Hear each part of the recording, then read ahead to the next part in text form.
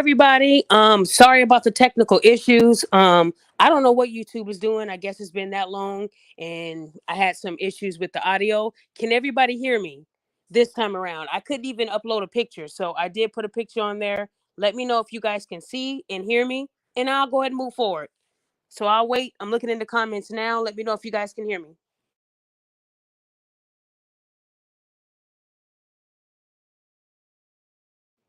Okay, you can hear me, guys. I'm so sorry about that again. If you're just joining in, I'm so sorry about that first time around. I don't know what YouTube is doing, but I haven't done a show in almost 2 months. It has been a long time. So I guess that's why they were messing with me, and I could not hear I'm not here, but I could not speak into the audio. I don't know why, and then my picture wasn't showing up. So if we're all good, I'll go ahead and move forward. Okay, audio is good. Yes, I can hear you loud and clear. All right, perfect. So I hate that I had to do this all over again because the old link is still everywhere. So if you guys if anybody's saying they can't get on, y'all can just send them the link. That'll help me out. But guys, today's show is called Work in Progress, right? If anybody has been following me on Instagram, because Facebook has also been fucking with me. To anyone that's asking me why I've slowed down posting on Facebook. So for some reason, ever since that last ban that I had that ended in February, guys, oh no, in March, um, every time I make a post, no one sees it. So I might get like 5 or 6 likes. I don't know how I even get that many, but I get like 5 or 6 likes on a post, and I have 81,000 followers and 4,500 friends, right? So the shit wasn't adding up. And even when I posted on my Facebook story, it would say only one person saw it. I mean, come on, guys. Come on. Really? So I don't know what Facebook is doing to me. I don't have any restrictions. I double checked everything, logged out, logged back in. But lately, anytime I make a post, it really goes nowhere. So it's worthless, right? But when I post on my Instagram, it blows up. Like in 30 minutes, I get 3, 4, 500 likes. So I know that Facebook is fucking with me. So all this happened for me holding people accountable. And if this is what they're going to start doing, then I'll just be posting less. That's what I'm gonna do because it's no point in letting it sit there and it doesn't do anything, right? The whole point is to get the word out, and if no one's seeing it, then there's no point in it sitting there. So that's what's been going on with me on Facebook. So right now, I've been strictly on my Instagram 100% of the time because Instagram right now they actually have been cool, even though I have like maybe 5 or 6 restrictions, whatever. So, anyways, work in progress, right? So if anybody knows who Ebony Williams is, you can go on Twitter, type in Ebony K. Williams. She's the woman that told always mess this woman's name up. I don't know if it's Ayana Van Zant. I don't know how you say her name, whatever. But she told her on her show that she would not date a man if he was a bus driver unless he owned the bus, right? And then that went viral. Everybody started adding their input and all this. And then she did a rebuttal saying that, sorry if you guys accept black men who had C's and D's when they were young and their moms coddled them and told them at least you did your best. She tried to go back and fix what she said, but it made it even worse, right? Um, if anybody has been following her, I didn't even know who she was until I saw that video. It was actually sent to me. So I never knew who Ebony was, but clearly she felt like the reasoning behind this is black men are not educated, black men don't get good paying jobs, black men are lazy. Everything she did, it seems to me like she wanted to blame the black man, right? What made me mad about her is that she got these women thinking that, you know what? Ebony is right. I'm only going to date a man that makes 6 figures. Well, good luck, dumbasses. You're not going to find a man that's just going to wife you and provide for you while you sit on your ass and do nothing. That's not typical, right? Don't let this woman gas you up where you think that you can find a man that owns a bus or owns and you don't have to put no work in. That's not the way life works. So a lot of people who follow this woman, I wouldn't follow her if I were you. If anybody knows about her background, she was actually engaged to a white man, right? A rich white man, right? House was $2.5 million. This rich white man has kids that are 21, 18, and 14 years old at the time when she was engaged to him. Well, her and that man were engaged for, I believe she said 4 years. 4 years. This black woman was engaged to this white man. And guess what? She ended up calling off the engagement because the white fiance wanted to spend time with his kids during COVID. He did not bring her with him. He spent his time in his big mansion with his three almost adult kids. All of them are adults, only one, two are adults. But that made her so mad that he didn't put her first that she called off the engagement. So ladies, let me explain something to you. If you're dating a man with kids, right? And you guys are dating, even if you are his fiance, you are still his girlfriend. You ain't shit until you are married and it's on a license that you guys are officially married. Until then, you will not be number one over his kids. That will never fucking happen. If this man, actually, I commend the man for putting his kids first because she ain't his wife yet. You don't put a girlfriend first over your kids. Your wife comes before your kids, yes. Wife, not girlfriend, not fuck buddy, not your secret. His kids didn't even know who she was. So for them to be dating for what, 4 years, you would think this white rich man would have told his kids about his black fiance, right? So I honestly think that she got so mad that she took it out on black men. But it was a white man that fucked you over, Ebony. That's what made me mad about this woman. If you want a man that owns a bus, that's good for you. But don't throw black men under the bus, bitch. Because when you do that, then I got to come out and call you out on it. A lot of these women who think because they have a degree and because they, were on Real Housewives or whatever you want to call that bullshit, they think that they are in a position to talk shit about men. And it's always black men. Always. And then on top of that, I had did some research and I posted about a man. If anybody, like I said, I know a lot of people don't have Instagram, but I strongly advise you guys to get Instagram. Please get it. I'm also on Twitter too, but I would rather post on Instagram. But there's a man named Rahan Staten. And this man, black man, he's a minority. He actually was a sanitation worker. He got accepted to Harvard Law School. And I guess people thought it was so, wonderful for a man to get accepted to Harvard because it's not easy. If you guys go to Harvard acceptance rate, I think it's like 2%. 2% of people that apply for Harvard get accepted. Do you know how fucking hard that is? That is absolutely hard. You got these schools that have a 98% acceptance rate, meaning they accept every fucking body. Criminals, rapists, they don't give a fuck. Everybody can come here. Come on. But Harvard, I think it's like 1 or 2%. And they get maybe over 100,000 applications a year. It's crazy. So to know that you don't have a chance, you have a better chance of joining the NBA, trying out for the NBA than going to Harvard, right? This man got into Harvard based off of his grades. Remember, Ebony said black men only get C's and D's, right? Well, this man got accepted to Harvard. Tyler Perry thought it was so wonderful that he paid for this man's tuition. Now, in most cases, when your tuition is 100%, you still have a lot of those college goers who still apply for additional funding so they can, buy things and ball out. People do it all the time. But this young man decided to get a sanitation job, picking up trash. That's what he did. He picked up trash and then he would rush right to class, sometimes in his trash uniform, smelling like trash. He did what he had to do to get that degree, right? And then 3 years later, this month, Rahan is going to be graduating with this Harvard Law degree. But let me tell y'all something. I can bet you $1,000 that if Rahan tried to holler at women, attractive women, they would have looked the other way because he did not own the truck, right? He did not own the trash job, right? He was just picking up trash, right? A lot of women in today's society, they don't want a man that's a work in progress. They want the benefits that come after the work is done. Well, let me tell you something, ladies. If you're going to listen to Ebony, she's going to fuck you guys over. You're going to be just like her, almost at 40. That wall is right around the corner for Ebony, right around the corner. She gave that white man all that time, and he didn't even make her a wife. Now it's back to the drawing board. And I think if she dated a bus driver, she probably would have got the ring. But ladies, let me tell you something. Just because he works at a trash job, McDonald's, Starbucks, I don't care if it's a low-paying job, that doesn't mean that that's his final destination. You got to get to know him to know where he's going.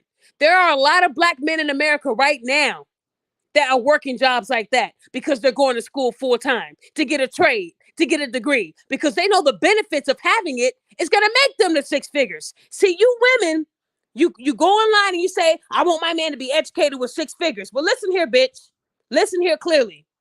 In order for him to make six figures, he has to get the education. But you guys don't want to wait for that. You just want him to go right to six figures. But guess what? You're going to be single, unmarried, and hitting that wall because you don't want to wait for a man that is working on himself. See, a lot of women confuse building with settling. No, bitch. There's a difference. When I tell women it's okay to get with a man that's building, I don't mean a man that is just sitting there saying, you know what? In 50 years, I'm going to own a truck. No, that's not what I mean. What I mean, ladies, is getting with a man that has a goal, that has a vision. When I got with my husband, he had a goal. He just got out of college with a degree. He was building. I already had a job with the state. I was already good. And I still fell for him. I didn't give a fuck that he was building. I said, this black man got a degree. That's the first hurdle. He came from Chicago and got a full ride to play for South Minnesota State University. This black man got out of the hood. Shit, I was proud of that man. And because I took my chances on him and we built together, we're almost 13 years in. So ladies, I need you to understand, quit listening to the Derek Jacksons and the Ebony Williams and all these people that are going to fuck you over. Ever since Kevin Samuel's been gone, a lot of these panderers are coming right up out of the ashes. Here I am. Now it's my turn to pander. Well, ladies, I need you to understand, a man that is building is a good man because he is working towards something. See, but you guys call it settling. No. Settling is getting with Pookie, who's selling nickel bags on the street, and now you got 3 bastard kids, and he's in prison. That's settling, you dumb bitches. See, y'all want that quick money. Y'all want that fast money. Then you start crying later when that fast money leads to him going to prison, right? Then you guys are crying and blaming black men when you made the choice, right? But you got a lot of men out there that do drive a bus, but he also goes to school full time. You got a lot of men that work at McDonald's because you have to work there in order to own a franchise. You got to know about the business, the ins and outs. You got to put time in. Everything takes work.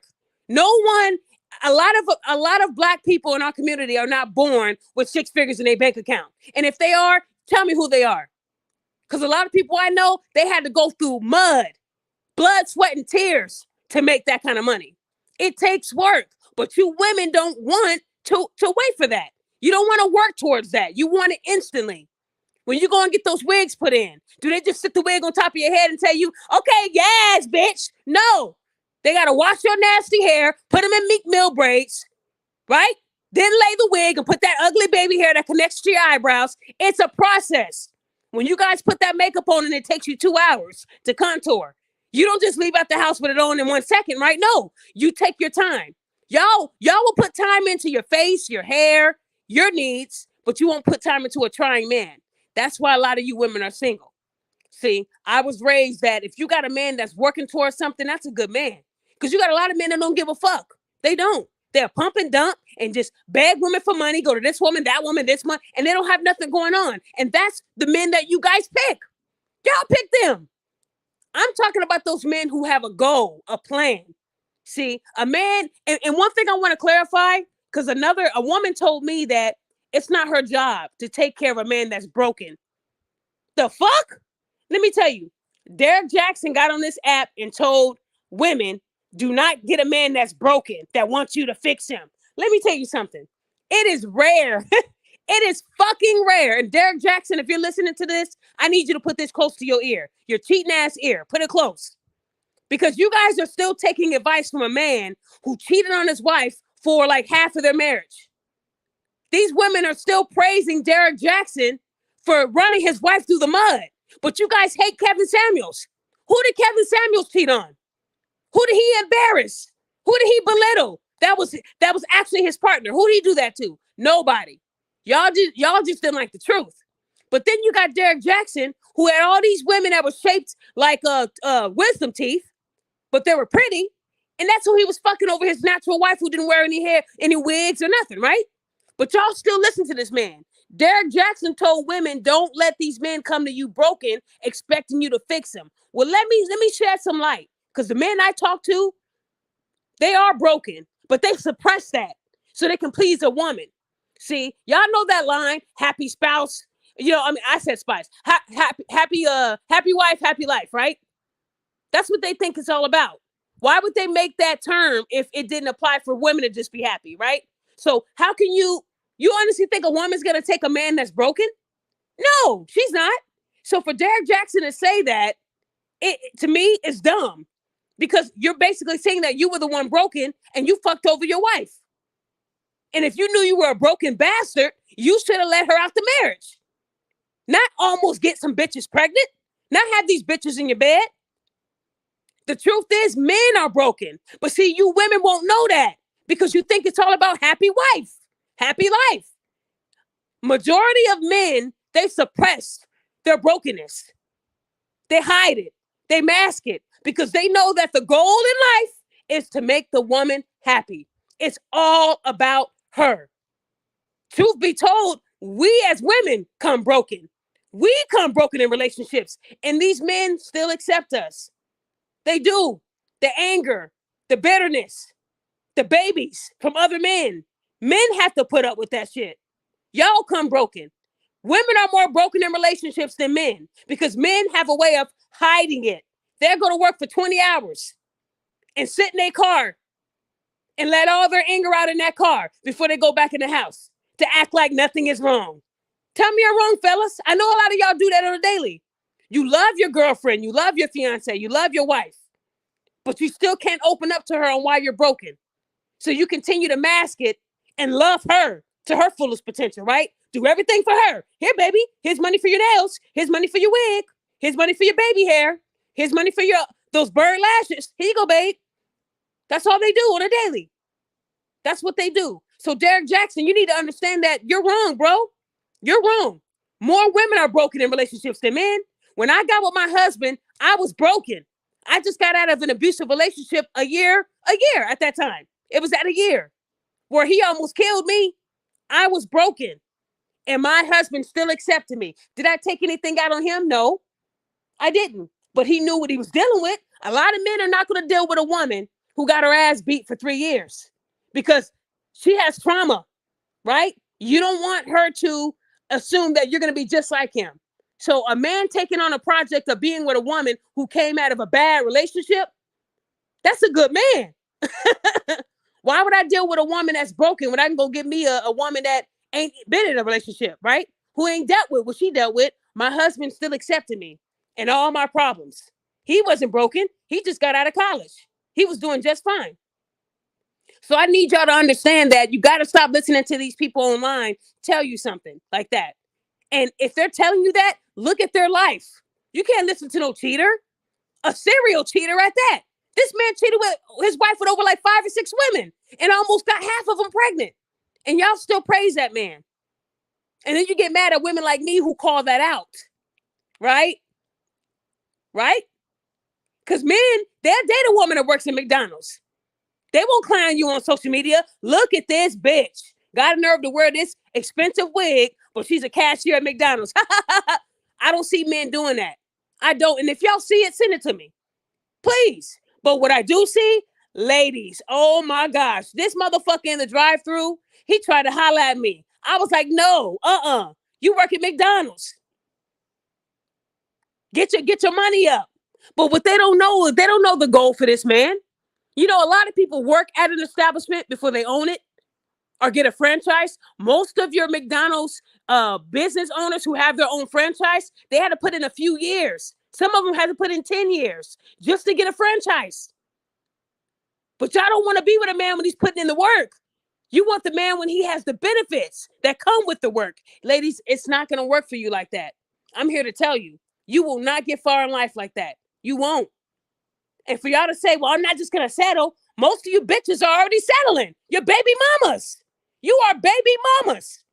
Y'all got all these bastard ass kids from all these men. And you're talking about settling. So you would rather have a baby with a man that didn't want to stay with you, don't want to be around you, than to work with a man that, or to be with a man that works at McDonald's and going to school full time, who don't have no kids? Ladies, come on now.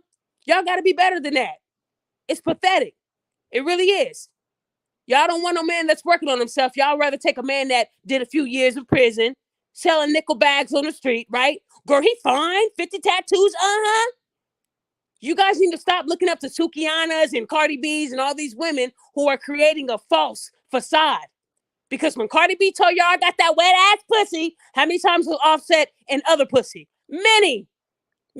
Y'all got to stop listening to these women. Y'all got to stop that. You do. You got to stop. At what point do you guys analyze yourselves and say, you know what? She's right. It is me. I am the problem. Who am I to tell a man I can't accept him working at McDonald's when I got 2 bastard kids? Because any man that steps up and takes care of another man's kids, I commend him on that.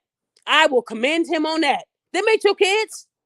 So how can y'all sit up here and tell people that you're not going to settle when you're already settling? You're already settling. That's what I got to say, right? All these people on these apps are telling these women that they deserve a man that makes 6 figures. Okay, well, how many women do y'all know right now in the chat that got a man that makes 6 figures or more? And that's around your age. Because I don't know too many women like that. I don't. And he's doing something legal, not illegal. I ain't talking about your street dealers and all that. I'm talking about they're working a real corporate job. Not many. Not many. But it bothers me that women think that because a man is working on something, he's not worthy. When he is working on something. So ladies, if you meet a man and he tells you, yeah, I work at Panera Bread and I also go to school full time for my bachelor's in bioengineering. That's a good man. Look what he's trying to achieve. A degree. But a woman would say, so you only, what are you making? Like what? 600 a week? Yeah, you're not my type. You're not my type, but you cute though. We can be friends. And then 4 years later, he gets his degree. His starting pay is $130,000 a year. And he runs into that woman. Oh, hey, remember me? That's the way it is. That is the way it is all the time. I talk to men all the time. And that's what happens. She dissed me when I was doing this. Now I got this and I'm her best friend. Fellas, y'all got to put y'all foot down. Don't let these women come back in your lives when they dissed you when you were working. Because I honestly feel like a lot of men go through enough. So a man that's working on something to achieve something, ladies, you got to keep that man around. Keep him around. That's a good man. Y'all keep listening to y'all mamas that tell y'all that y'all should get a man that's already fixed. He ain't got no problems. Your mama is lying to you. Then when I ask these women, so how long has your mom been married? Oh, she ain't married. Okay. So how the fuck can your mama give you advice when that bitch ain't even taking it? You feel me? It starts with their mamas. Their mamas is lying to them. Girl, use your body. Use that body. Don't let a man, unless he pay that bill, baby. When he pay that bill, you can give him a little something. That's how these mamas be talking to their kids. They grooming their daughters and they're telling their sons, y'all ain't shit. You ain't gonna be shit. Your daddy wasn't shit. That's what's really going on behind closed doors. These women are grooming their daughters. Got these women looking like they 50 at prom. Heavy makeup and these ugly ass wigs. Remember in prom, when we went to prom, we was able to do the cha-cha slide. How low can you go? Hey, these girls now, they stand right there like a pole. They don't even move. But hey, at least my hair is laid. Yes, bitch. No, that wasn't the prom I went to. The prom I went to, we got it in. Everybody was doing the snake. We can move. Now it's a fashion show. Y'all got y'all daughters looking like hoes at prom, wearing see-through dresses, looking like they 35 years old. We ain't never did that. Shit, we ain't never did that. Prom wasn't no Met Gala. We was about to dance our ass off and sweat our hairs out. That's what we was going to do. You feel me? So what I'm saying is, to you ladies, it's okay to date a man who is working on himself. I'm not telling you to build a man up. Now, if you get with a man that just got out of prison and he's telling you, I don't see a future, and you still get with him, that's your fault. That's your fault. But that same man can get out of prison and you meet him and he tells you, yeah, I've been out of prison for 8 years, went back and got my degree, and I now own 4 businesses. Woo! That man changed his life around. That man is working on a goal. That's a good man. People make mistakes. They do. But what I'm trying to tell these women out here today is that you guys want to know why a lot of these relationships, they still last? Because they're working on staying together. It's a process. It's a process staying together. See, because a lot of y'all look up to TikTok and y'all think, oh, that's what he's supposed to be doing. Well, he ain't doing that at home. Well, maybe I should break up with him. Y'all not using your brain. That's the problem. Y'all think these women who are unmarried and the wall is right around the corner, y'all letting those kind of women tell you how to live your life. It's crazy how a woman can tell women, you deserve better. Get you a man making $1 million a year. Use your body to get what you want. You are a queen. And women will listen to that and have that type of attitude when a man who's working on themselves approaches her, right? And now she got this attitude. Y'all are letting these single women fuck up your lives. Do what works best for you. But when I'm trying to tell you, don't ask me how I stayed married and then not take my advice. It's a work in progress. And do not think that men come into relationships broken. How can they be broken and make you happy at the same time? Majority of men get into these relationships and they do everything to keep you happy, but you don't reciprocate because your mama's told you that your needs are important, right? He'll be all right. It's all about your needs. Does he make you happy, baby? Does he take you shopping? Is he getting your nails done? Why are you asking your daughters those questions? The main question should be, does he make you happy? All that monetary shit, fuck that. Y'all are so fixated on money. That's what it is. They want y'all money, fellas. They don't want your time. They want your money. That's why all these women are having all these bastard babies with Nick Cannon. They don't give a fuck about Nick Cannon. They give a fuck about that green, that money. That money. Everybody in the world knows that Nick Cannon is a pump and dump, right? And when he dumps off the sperm so you can have his kid. Ask yourself why these women are still sleeping with him, because they know that the end goal is that big fat child support check. Since we're in Mother's Day month, right? Month of May, Mother's Day, let's talk about the deadbeat moms. Let's talk about the moms that know already that this man ain't gonna stick around, but they still spread those legs wide like a V, don't they? Don't they? And have another kid, right? Then get on TikTok and say, he ain't shit. He wasn't shit before you slept with him too, right?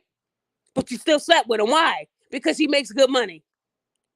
Nowadays, women don't want to work. Y'all are some lazy women. Lazy. Instead, you look for the right man to trap so he can pay for your nails and hair for the next 18 years. I see through the hustle. I see you.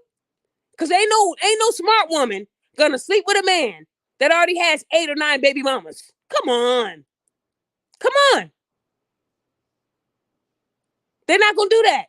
Women are so quick to call out the men who mess with young girls, but when we flip the script, y'all go running. So what I'm trying to tell y'all is y'all really got to analyze yourselves. Stop looking at what these people are telling you to do and look at what you're doing already at home. Because I'm telling you, most of these people that get on this app and tell you that men ain't shit, don't be with this guy, when they log out, they are with the same men that they told you not to be around. Get the fuck out of here. Tell me I'm wrong. Derek Jackson told y'all women for years, I love stretch marks. I love a little meat on your bones. Be chunky if you want to be chunky. More to pick up. Oh, when it's winter, I can cuddle with you. Right? He told y'all that, right? But look at all the women he fucked over his wife, that he fucked on his wife for. All those women were skinny. BBL bodies. Not one of them was fat. And y'all women still follow that man, right? But you hate me. And you hate Kevin Samuels. Right? Y'all love Steve Harvey though, right? Because if Kevin Samuels was Steve Harvey with his third marriage, y'all would never listen to nothing Kevin has to say either. Y'all would say, well, Kevin, if that's true, why are you on your third marriage, fam? But when Steve says it, oh, I love you, Steve Harvey. Yeah, you're right. Man, I love you. That man is on his third marriage. Cheated on his second wife with his now wife. Y'all forget everything men do when they pander to you. A man can cheat on his wife with 100 women. But if he's telling women that you are the prize, and I love stretch marks, they'll act like he never did it. But if that man tells women you need to analyze yourself and work on your attitude, they'll bring up all them 100 women. Tell me I'm wrong. Tell me I'm wrong. Because every time Kevin Samuels went live, it was, you have 2 failed marriages. You have 2 failed marriages, Kevin. 2 failed marriages, Kevin. You heard that every day. But they don't say shit to Steve Harvey. Make it make sense, y'all. Make it make sense. Women love being lied to. They love it. Ladies, you're not the problem. It's him. He ain't paying your bills. He's broke. He won't cater to you. He's lazy. That's what they tell these women. No. Truth is, you are a lazy bum ass bitch. You're lazy. You're entitled. You have an attitude. You're bitter. You can lose 50 pounds. And you can shut the fuck up. That's the truth. But y'all don't want to hear that truth. Y'all want to hear these lies. Oh, I'm not dating a man if he works at McDonald's. Your ass eats there every week. You might as well get a discount. How the fuck you gonna get on this app and say who you gonna date and you ain't shit yourself? That's what I want to know. You get on here with these wigs that smell like bacon. The baby hair is connecting to your eyebrows. Y'all got those big, those, all that stuff you're doing to your face. These women will lay on a table and get a BBL, get all the fat at their stomach, but leave the fat on their arms, leave the fat on their chin, like we didn't know you used to be fat. Get the fuck out of here. And you still can't get a man. And you still can't find a man. I don't care how many times you get surgery or how many wigs you wear. How come you single? That's my question, right? Because no man wants a woman that ain't doing shit, but these men still accept that. Well, you know what? She is trying. See, a man will date a woman that's trying, even if everybody sees that she's lazy as fuck. But a woman, fellas, you're going on TikTok. You're going on Facebook. You got these women who will record a man paying the bill, but mad because he asked her to tip. Like I said, you ladies, I don't know where you come from. I don't. But this is why you're single. This is why you don't have anybody in your life that actually cares about you enough to make you a wife. Because you have a problem. And instead of you analyzing the problem, you soak up all this TikTok bullshit so you can have a reason to continue to blame men for your problems. That is the issue right there. Ebony Williams, she's mad that white man didn't make her a wife. She was just a pump and dump. That's it. What did Corey Holcomb say? Good to fuck, but not good enough to cuff? That was her. You don't want a man treating you like that. But the funny part is, it was a white man that treated her like that. But she's blaming the black man? Get the fuck out of here. Like, ladies, come on. When are y'all going to stop blaming men for your mistakes, right? I don't want to hear about, well, I went through a hard life. I don't give a fuck what you went through. It still doesn't give you a right to blame men. It doesn't. You can't blame men because you a hoe. You can't blame men because you have bastard kids. You can't blame men because nobody wants to be around you. That's your fault. When you work on yourself, man, it changes you. Your skin clears up. You don't need those wigs. People just look at you and say, damn, she has an aura about her. I just can't stop looking at her. That's what happens when you shut the fuck up. And men want to be around you. Men might actually want to take you out. They might consider making you a fiance and then a wife. There's stages. But fellas, y'all gotta recognize when a woman's only there for help, not for love. But see, men, they trust easy too. Well, this woman came in my life and she's there for me. But a lot of these women have a motive, man. They have a motive. So you got to be careful on both facets. Don't trust everybody. Don't trust everybody with a wig and a smile. That's all I'm going to say. But what I want to say tonight is that a man that is working on himself, that is a good fucking man to take a chance on. Y'all take chances with Pookie every day, selling nickel bags on the corner. But you won't take a chance on a man that's going to school full time and working part time. That's a man that is trying. But y'all don't want that. Well, because he works at McDonald's, my friends will laugh at me. Well, get new friends, bitch. Get new friends. Those friends laughing at you, those gonna be your same fat ass friends 10 years from now, single and begging somebody to help them. You women pick the worst friends. I don't have many female friends. I can count on my one hand. I have associates, but them ain't my fucking friends.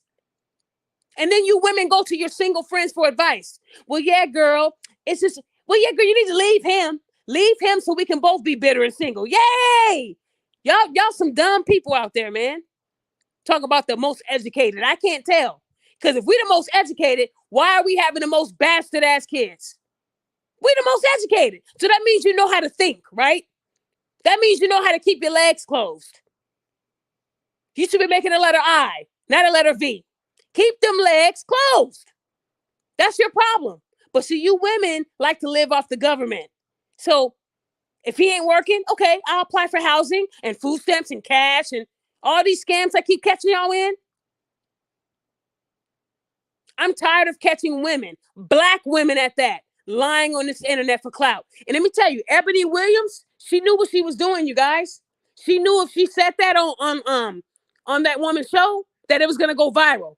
And what did that do? Then she was on the Breakfast Club. She started getting all these interview requests. They're paying her $10,000, $15,000 a month. Guys, look, it's a scam. She knew that $1 million fiance ain't gonna be provided for her no more, right? So what should I do? Let me say something controversial that's gonna get me my money. And that's what she did, and it worked. It worked. The bitch got on there and told y'all she wouldn't date a man driving a bus. He has to own it. And it went viral. Now everybody knows who she is. Do you see how easy that is? Now, I bet you if a man got on this app and said, I would never date a woman who wears wigs, makeup, she has to be 100% natural and weigh under 150 pounds. Ugh. So you like kids, huh? Oh, so you a predator, huh? Who weighs 150 pounds these days? I know women that weigh 300 pounds and they got muscle. You see how women are? Y'all see how that shit is? Ebony can have a preference, but if a man says, I like women that are younger, oh, he's a pervert. Young like your kid young? Ew. That's how women are. The double standards, y'all, it's crazy. It's crazy. Let me drop this link in here because I want to hear what y'all got to say. I'm going to drop this link in here for you guys. Hold on 1 second here. Because I'm preaching tonight. I've been holding this in for a couple months, y'all. Okay, hold on. Okay, I just dropped that link for y'all. I just dropped that link because I want to hear from y'all. There are some women that disagree with me. They feel like, you know, it's okay to say you want a man that's all put together and you don't want a man that's working on nothing. Okay, so when women think like that, where is your man? How come you don't have one? Let that sink in. Because men that are already put together, why the fuck would they take a chance on a bum bitch that wears a wig with baby hair and that's all she has to offer? Why would a man that's making 6 figures take a chance on a woman that ain't doing shit with her life? That's why you women are still single. So you can sit there and say, I want, but you're going to stay single with them cats. I guarantee you. I guarantee you. That's what I'm trying to tell y'all. A lot of these women, they be lying. They know that they need a man. Y'all do need a man to cuddle with you. 2 is better than 1. Y'all do want a man to check on you at night, tell you you're beautiful. And here's the thing. Most of these women that's on IG with millions of followers telling y'all we don't need a man, why do you think they lay on Dr. Miami's table and get those ugly ass BBLs looking like a diaper on stilts? Why do you think they do that? For themselves? Do y'all honestly think these women get BBLs to look in the mirror all day and say, hey, my shit look good? No. They get it so they can go to that little, that yacht party and show off that body because they want a man to see it. Oh, I'm preaching tonight. Because a lot of you women say you don't need a man, but you wear all this makeup, get your nails done, get all this major surgery that can damn near kill you. For what? I don't want to hear for myself and women empowerment. That's a fucking lie. Don't nobody get no surgery for themselves. Get the fuck out of here. Y'all get surgery because y'all want a man to see it. Stop fronting. Y'all got that Bernice Burgos woman. All she do is be on Fashion Nova on the shade room every other day in a swimsuit, but she ain't got a man. Why? I mean, yeah, T.I. hit that because we know that Bernice's body looked better than Tiny's. But ask yourself why T.I. didn't marry that. Anybody in the comments want to answer that? Y'all say that this woman is beautiful, right? Ooh, her body is perfect and all that. How come she don't got a man? She's known as the home wrecking pump and dump. That's all. These women aren't shit. Y'all need to know that. All these women that screaming they love being single, ask them why they do their twerk videos, why they post nudes, why they have an OnlyFans. Who do you want to see that? Women? Other women? Oh, so you gay now. Got it. Come on, you guys. Come on. Y'all know what we're talking about. Hey, Mylan, how are you? Good. Talk to me. Okay. Well, yeah, like I notice everything you're saying. I'm just, like a regular guy. I'm going through like an apprenticeship right now. I talked to you like a while back, but I'm still going through that process. Um, and I think that's kind of wrong that, with far as Ebony saying, that she wouldn't prefer blue collar workers. But I'm a blue collar worker, and you know, I'm just gonna keep on doing what I'm doing, right? So my man, my main focus is on just bettering myself. And And so, that's what you're. Go ahead. Go ahead. well, yeah, like I'm just gonna say that, like I'm agreeing with what you're saying, and I'm pretty sure that there's probably like a lot of guys in here that agree the same thing.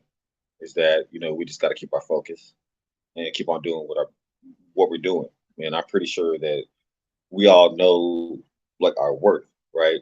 And true enough, like there is a double standard. Sometimes ladies can get to say that I don't want that blue collar worker, but you know, deep down inside, I think us blue collar workers know what we're doing. Like the last time I talked to you was probably about a year ago, right? I was building up to this process of becoming an apprentice. Now I'm an apprentice. I mean, I'm a 43-year-old apprentice, and I'm still going through my process, right? And it's probably not the most attractive thing, maybe to females, but I'm still gonna keep on doing what I'm doing, and that's pretty much what I have to say right now. Okay. Well, I appreciate you being a blue collar worker. There's nothing wrong with that. I just think that people get on these apps and they laugh at people that do jobs like that. But it's those jobs that help us out. If we didn't have sanitation workers, who gonna pick up the trash? Because you women ain't gonna do it. I just got my nails done. I don't want that smell in my wig. Y'all know how they are. You need these blue collar workers. If there's no bus drivers that are men, and they're all because most of them are men. Be honest with yourself. They're older men, or you got some youngins, but older men. So if we didn't have bus drivers, how your kid gonna get to school? So you have to Right. understand that what Ebony is saying, it's not realistic because we need So, those workers, and we don't know what they got. Let me tell you, I know a bus driver right now. He's part time. He's part time. He's been driving the bus for like maybe 15 years. This man got almost 200,000 in his savings. So I asked him, "Why are you driving the bus?" Because I want to. So Ebony, if you're listening, because I know she knows I'm on live today. If you're listening, just because he drives a bus doesn't mean he's broke, you dummy.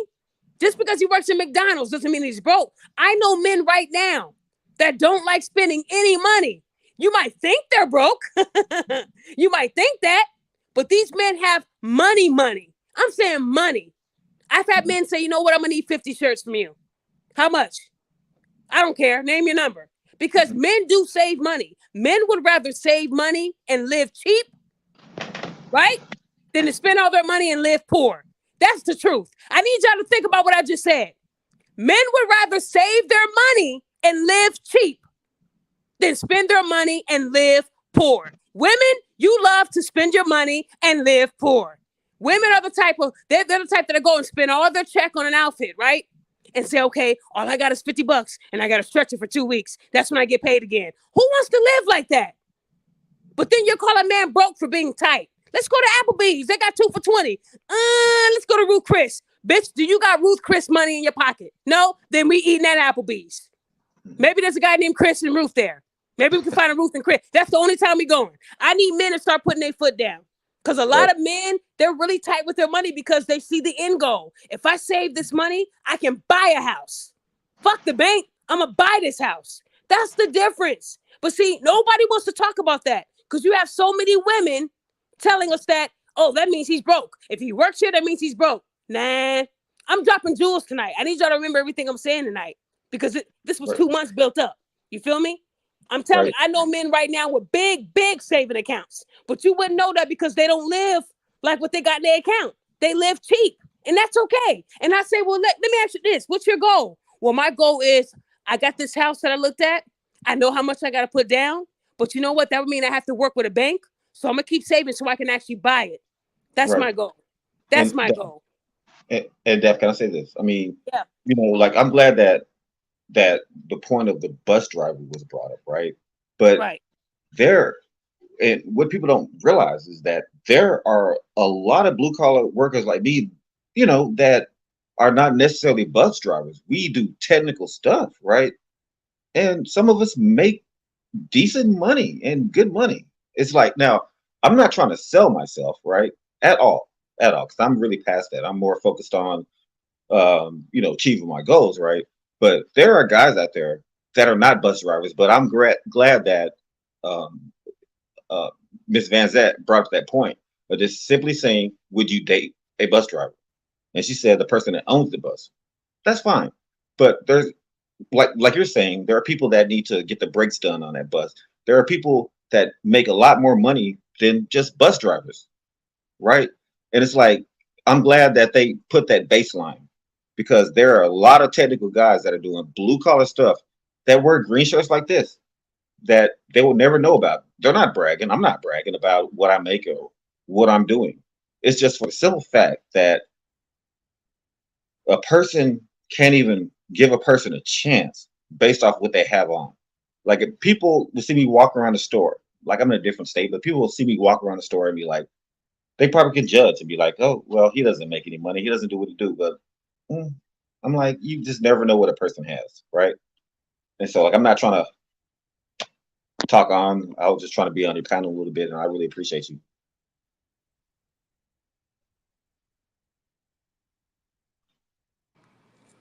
You done? Yeah. Okay, I didn't want to interrupt you. So no, No. I agree with what you're saying. And again, it's a tough road. And a lot of the men I talk to, they're single for a reason. Because when women hear things like what Ebony is saying, it changes their whole mindset. And then they feel entitled. One thing I don't like about some of us women, we have this sense of entitlement. Who the fuck are you? Why do you feel like you're entitled to telling a man to stand down, to bow down to you, to roll out the red carpet? And you're not putting in no work. I know Steve Harvey said something on the Shay Shay show a while back about what do men bring to the table. She can always get a better you. But guys, let me ask you this: has Steve Harvey ever really sat down and truly said why he did his wives like that? Has he ever said I was a piece of shit? I cheated on my second wife with my now wife. They were friends, and I was fucking them both. Fucking them both. And not only that, my now wife, she was in love with a kingpin who was actually a part of her family. See, he'd never tell you that, but women don't care to go that deep. Steve Harvey would have had to be Kevin Samuels in order for them to dig in deep and say, you know what? But your wife, she fucked her cousin, and then this. See, but when you tell them everything they want to hear, ladies, ask these men what they bring to the table. And all when you get them all hyped like that, right? They ignore the shit that you did wrong. That's what's wrong with women. It is easier to trick a woman than to trick a man.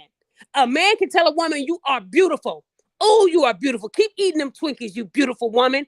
You know what? I got a bill due. Yeah, here you go, baby. Here's the money. It's easy because you're telling them everything they want to hear. If Steve Harvey would have reversed it and said, you know what? These women, they need to work on themselves. They ain't shit. They come on these apps and they would have hated Steve Harvey. They would have boycotted him, right? They would have wanted him off of all platforms, right?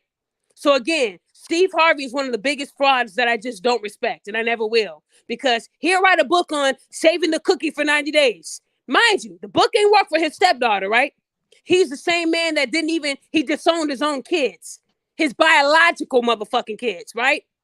Forgot that he had those and disrespected all of his wives, right? Steve Harvey wanted a trophy on his arm. That's what he wanted. If you look at his first two wives, they look nothing like the wife he's with now. They don't. Because Steve Harvey wanted to make sure that he had somebody on his arm to make him look good. That's what it's about. Even if she was a dirty hoe. He didn't care. Lori's learning from what her mama did. That's all. But what makes me mad is how these men, like Steve Harvey, who have fucked over black women, the same black women will love him and forget what he did to the first two black women, right? That's the problem that I have. Women don't call that shit out. They don't. Hey, JT.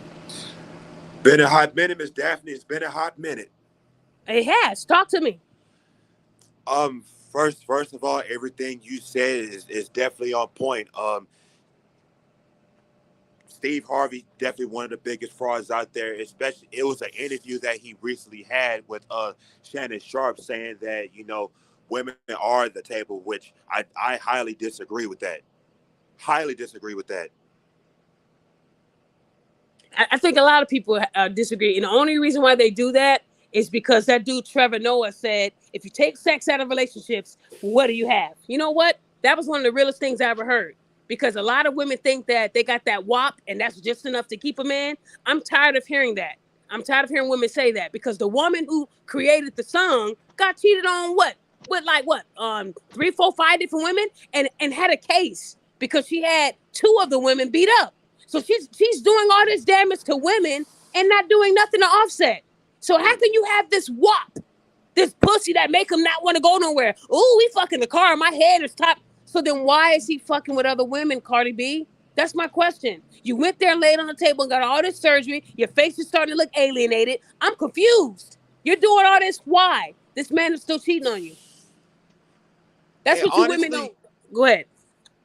And honestly, it's so easy. It is so easy to access, like to get sex anywhere, but like to get an actual relationship, it, I don't even know where to begin at. To be honest with you, I mean, sex to me doesn't even impress me anymore. Like I don't know what to say after that. Hmm.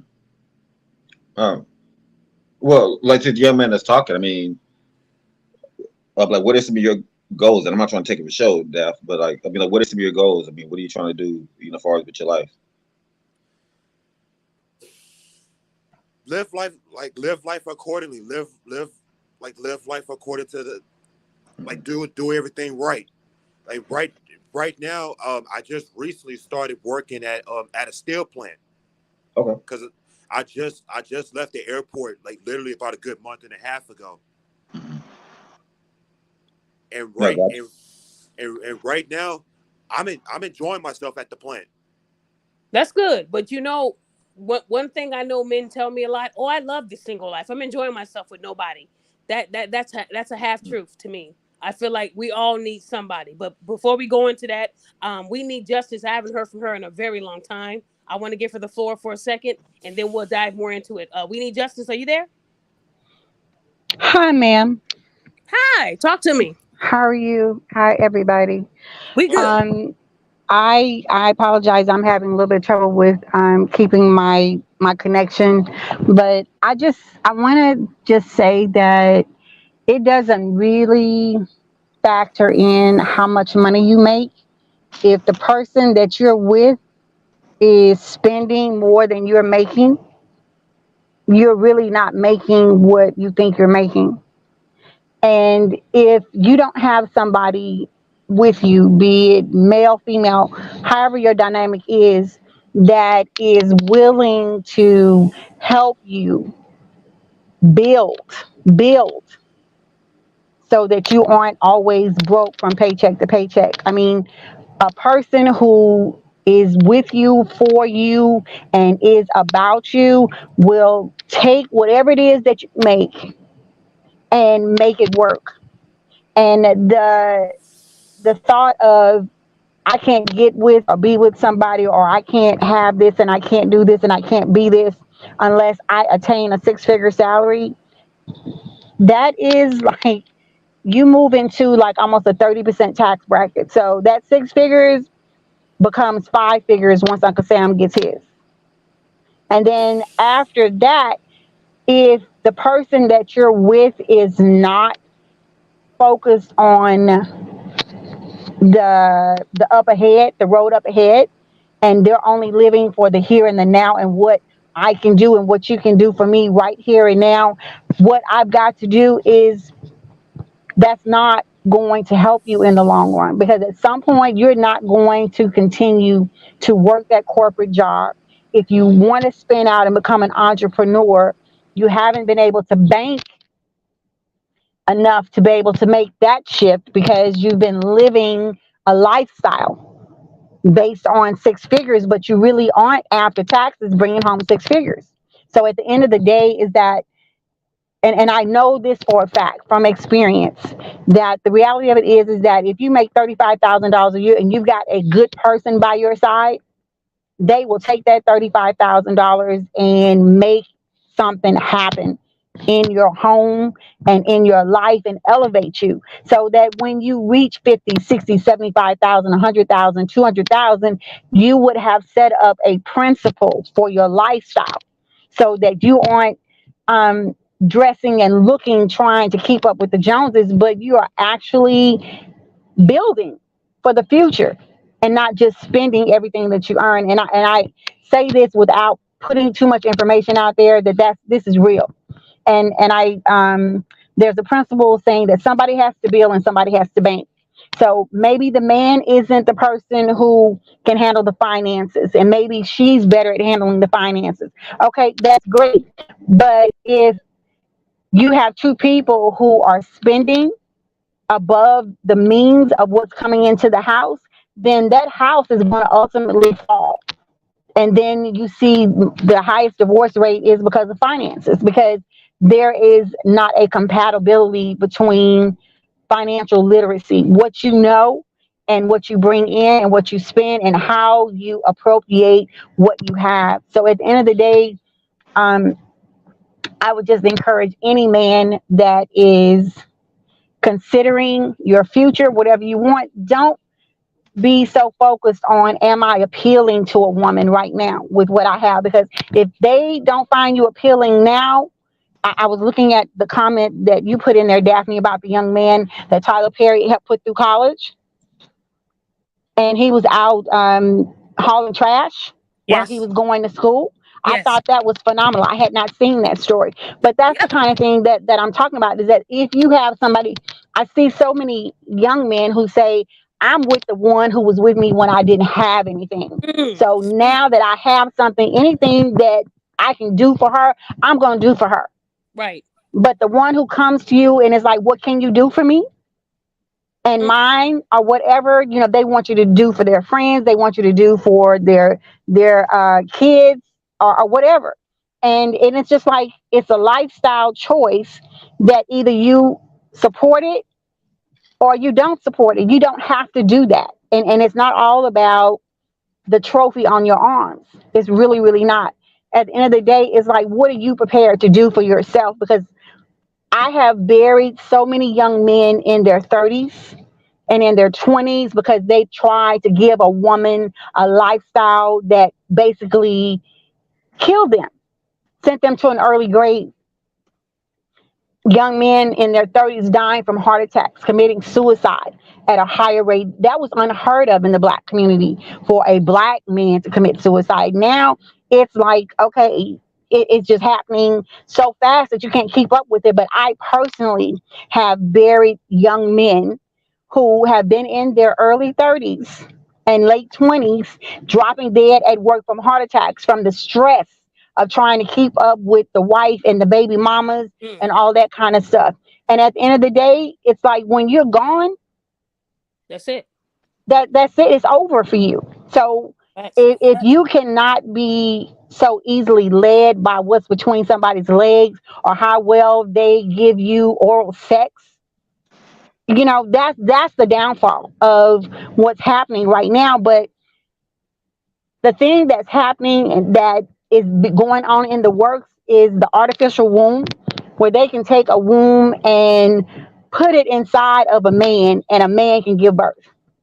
They are having meetings with Congress saying that we want you to stop using the term mother and father and start calling people birthing persons, but especially apply it to the black community. There's a black woman that went before Congress and said, We want you to call us birthing persons, black birthing persons, That meaning that you don't have to be a woman to give birth. So Wow. women, while you're thinking that that's the ticket is being the baby mama, well, hey, the men pretty soon are going to be able to give birth to their own seed and they won't need you. So if your life is depending on child support, that's going to change pretty quick. Good. And so at the end of the day, it's really a twisted scenario to think that a man will give birth to his own seed because all he needs is, an egg to get impregnated and then put into this artificial womb. And so obviously he's not going to be able to birth it through his penis, but he's going to have a cesarean and deliver that baby. What the hell? But I mean, look it up. That's another Look it up. thing. And I put the link in Let's there. look that up. I don't want to confuse everybody because we're not talking about that, but I know, I, but it's I want us to talk about that on our show. I think that'd be good. okay. But at the end of the day, is that what you're looking at in the future is going to be so much different.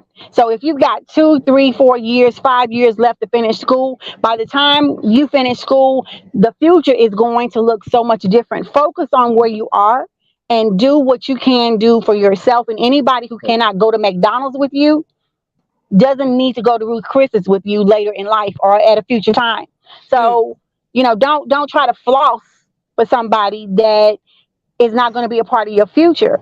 And I'm saying this from personal experience, and all I can tell you is that if I could tell you more, I would. But right now, just please, I'm hurting because we're losing so many of our young black men from suicide and from heart attacks, and I'm it sorry. hurt. It's hurtful.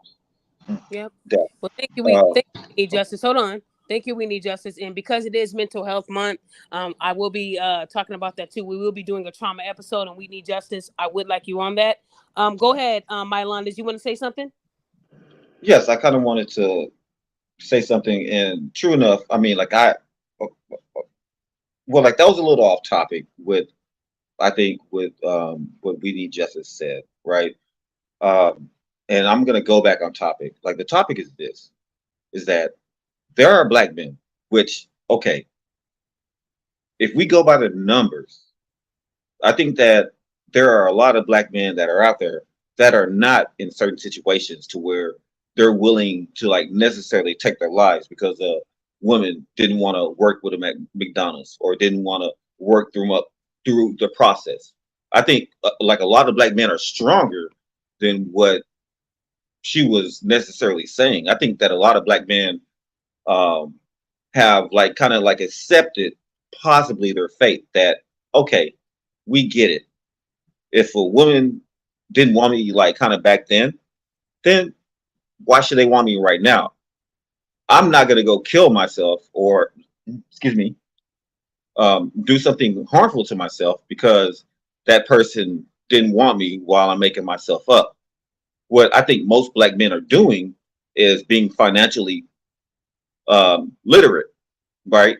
I think that they see the cards they're dealt, and I think that they're dealing with the cards they're dealt, and I think that they're making a good hand. So while I do understand what she is saying, but I am speaking on this platform for guys that are blue collar workers that we know what we're making, or guys that are want to get into trades, or that are working at McDonald's while taking certain rejection. But I think that these guys, um, and it goes beyond the spectrum of color, but I think that these guys are buckled down and understand and know what they want to do. I think that they understand the cost benefit factor of taking on something that they can't handle instead of being single for a few years and then taking on something that they choose to handle. And so while I understand the point that she's talking about, I get it. But I think if, you know, I don't have factual data, but I think if we do the numbers, there are a lot of guys out here that understand the cards that they're dealt, and they understand that they need to work and they need to grind, whether they're with somebody or not. I think that most guys in here are focused, and they're going to stay focused because they understand that, you know, everything's not going to work out in their favor. Okay, I definitely, My I personal definitely. opinion. Well, thank you for your opinion. And I know what We Need Justice. She also talks about mental health because we talk about that a lot, you know. And I have people that reach out to me, and if I don't reach out to them in a fast manner, they get upset. I know a lot of you guys are a work in progress, and you're going through a lot. But at the same time, I am only one individual, and the only thing that irks me is when people ask me to do things that's going to take time. And but I share my mental health stuff every day.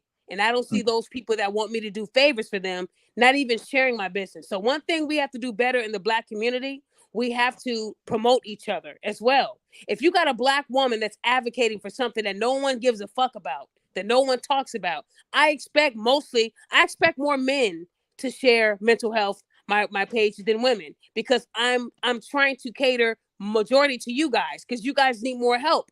You guys have Mhm. been in the dark for many, many, many years. And what I'm trying to say is that a lot of men who are work in progress, they're also going through mental issues as well. And they'll put all that in the back burner just to make a 304 happy. That's what angers me, because men don't want her to leave. Men think they need someone at that moment to be there for them, even if it's not them being their natural real selves. They're just there for the convenience, because a man thinks that's what he needs. When fellas, you don't need that. You don't need a fake woman in your life acting like she cares when she doesn't. If these women are not asking you how your day is and to explain, elaborate, because men, your favorite word is it was good, it was straight, it was cool. No, that's not enough. How was it cool? How was it straight? Elaborate on that. What made it good? Because they're not being honest. Most people in this world, they don't like going to work. They hate their fucking jobs. A lot of these men, they go to these back-breaking jobs that are 16, 18 hours long, and they absolutely dislike their boss. They don't fuck with their boss. They know more than the boss. They can run that job, and the boss can go, and he got it. You got a lot of men right now that are in those predicaments. So when they come home, no, they didn't have a good day. You fucking know they didn't have a good day. Ask them how it went. But a lot of you women, you don't care to dig deeper because you're like, well, hey, he said he's fine. He said he's straight. Okay, let me go ahead. Well, I need my nails done, boo. Okay, thank you, boo. Ladies, it's not all about you. It's not. Like I said, a lot of these men, a lot of men that I know, they save their money. They're like, you know what? I can spend. I can go crazy. I can ball out if I want to, but why? Why give these people my money when I can save and invest it somewhere else? You have a lot of men that think like that. But see, you women get investing and saving confused with broke. That's your problem. They're not broke, ladies. They're saving. There's nothing wrong with that. Men don't want to always go to Ruth Chris. They don't. They don't. You shouldn't be going to restaurants every day. Fellas, look at what they want. And if it means you spending your savings, let that woman go. Let her go. You don't need it, because that's only going to hurt you. Then you get with a woman and she drains your whole savings account, and now you're about to jump off a building. Come on, fellas. Y'all better than that. There's many fish in the sea. We outnumber you guys. So you can find another woman. There's 8 billion of us on the planet. You can find another woman. Stop acting like you can't find better. You can. You don't need a woman that's going to drain you. That's why men that are put together, they don't fuck with low class women. She has to have her shit together too. Y'all saying that a man graduated from Harvard and working as a sanitation worker is settling? So tell me what degree you have higher than that. Let's talk about it, ladies. Y'all can't, because you don't fucking have it. What's higher? Tell me your degree that's higher than his. You better be a doctor. You better be a fucking doctor. You better be a district attorney, because honestly, going to Harvard is hard enough, but getting a degree from there, that's even harder. This man did both. But see, a lot of y'all didn't even know about Rahan. I found out on Yahoo. Ain't that something? Because nobody talks about it. But you talk about the woman who had 10 kids. She decided to open her legs up like the letter V, right? And have all these bastard kids. And then this woman goes and gets a degree. And then she graduates with her degree in law. Oh my gosh, she is a hero. She is superwoman. Like, you can't just go get a degree. She could have got that degree when she had the first kid, right? But y'all make it seem like a woman getting a degree is a bigger feat than a man. Why? It's harder for a man to get a degree. You know why? Because they have over 50 grants for women and like a handful for men. You want to dive into that? But women, we claim we're the most educated. Well, because we have the most resources. They have single woman grant, domestic violence grant. They have many grants for women, but they ain't got shit for men but the Pell Grant. Y'all want to speak on that? Because we can. Y'all better be the most fucking educated. Y'all have the most resources. Men have to go to school and get all this debt, but you women are getting saved because you're a single mother. You know how many single fathers there are? How come there's no grants for them? So we can go deeper into this shit. Like I said, women, we have favor over men. We have favor. So for y'all to sit here and say that you don't need a man or you won't take a man that's working on himself, but you don't mind being alone with a bunch of kids, living off the government. Living off the government is to me, that's settling. That's the worst you can do. Because you're saying you need the government to provide for you.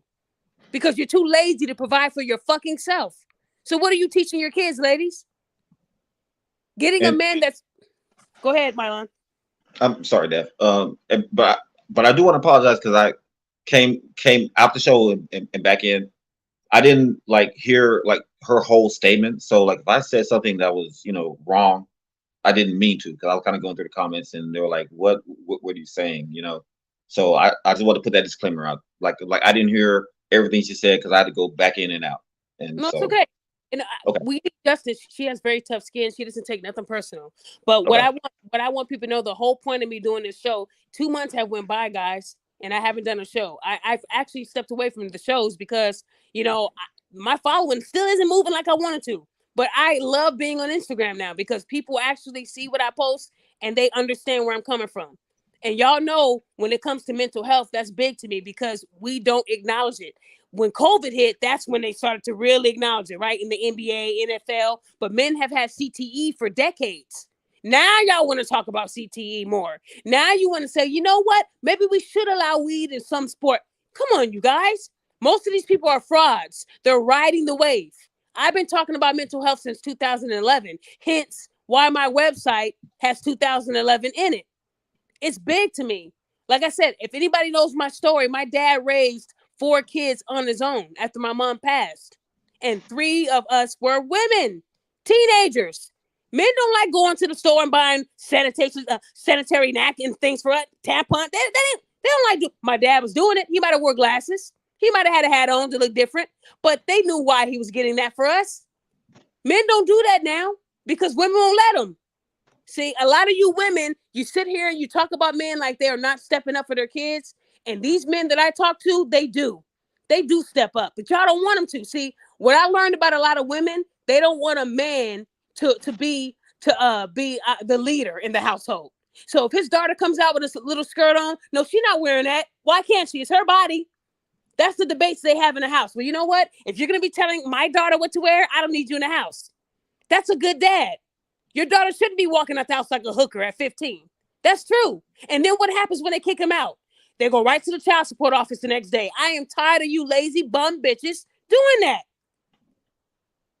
Because I'm telling you, there needs to be a law for child support. If they put limitations on that child support and make you turn in those receipts, y'all know I talk about this all the time. If they had y'all turning in receipts on what you spent the money on, a lot of you bitches would be in trouble, wouldn't you? They'll say, wait, hold on. What is Diva Nails? Oh, Diva Nails for that. There's no way that's for a 5-year-old. What's Diva Nails? What's Ruth Chris? So all I'm saying is a lot of these women have been cheating and scamming the system. I told you guys, if anybody follow me, there was a woman standing out there holding up a sign saying that she ran out of gas, she was homeless with a child, and pregnant. Listen to all that. You're holding up a sign as a woman, telling everybody that you just run out of gas, you're homeless, and you're pregnant, and you got your kid with you. I didn't see the kid, though. It was just her with the sign. And when I rolled up on her, I said, you know what? I could take you to the DHS building. It's not far from here. Not even a mile. Oh, no, I don't have my ID. Well, you know what? The DMV is even closer. Oh, no, I just want the money. You bitches are just the laziest motherfuckers I know. She said she just wanted the money. And I still gave her money. But you know, I took her picture. She was holding a sign over her face. But before she put it over her face, I did get her picture. I did. And find out this woman's already getting help. You women continue to screw over a lot of people who really need that shit. But let me tell you, if that had been a man and he said that his daughter was in the car and he has another one on the way and he was standing out there, guess how many times the cops would have been called? Guess whose child would have got pulled out of that car? See what I'm saying about what y'all get what I'm saying?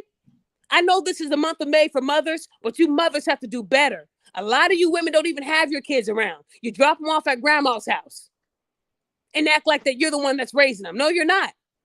No, you're not. If anybody saw my recent story, the dad, he said that every time the baby mama came to pick up his daughter, Raz, her name was Raz. Every time she came to pick her up, her daughter would have a big fit. I don't want to go. No, I want to stay. So if anybody has ever seen a kid, throw a fit because they'd rather be with one parent than the other, because that parent is cool, because that parent gives them the attention they deserve, because that parent actually loves them. Y'all seen it. Y'all seen kids pull away when they didn't want to go with the dad or the mom because one of them is boring or one of them is weak as fuck, right? Well, his daughter didn't want to go with the mom because the mom always throws it to grandma. So she throws a fit every time. And you know what this woman did? She goes down to the courts and says, he's been fucking our daughter. That's the only thing I can think about. Because why would she not want to come with me? Why does she want to be with her dad? So she told the courts that that the dad has been violating her daughter sexually. So you know what they did? They took mom's word for it, right?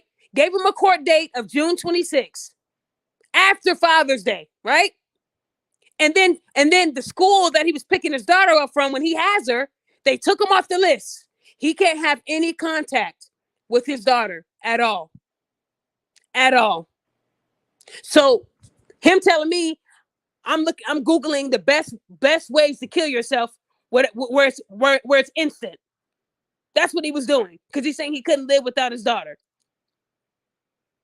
You women are the most dangerous, evil creatures on this earth. You get so jealous that a daughter loves her dad because her dad actually spends time with her, that you tell a court that he's fucking her.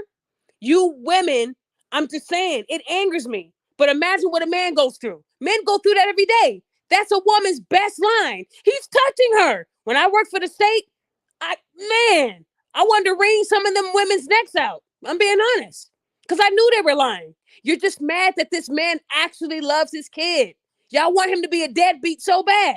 Because if he's a deadbeat, then he has to pay more in child support. Then I get full custody and I win. Yay! Why? Why do y'all think like that? And then you wonder why these men kill themselves. You just took away something that makes him happy. His daughter. And what made me mad is that they didn't even talk to the daughter. They just took the mom's word for it. See, as a caseworker, I pulled the kid to the side with a cop present. And I would ask questions. Because I knew something wasn't right. They don't do that now, guys. All it takes is a woman crying, wearing a good wig, and it's over for the man.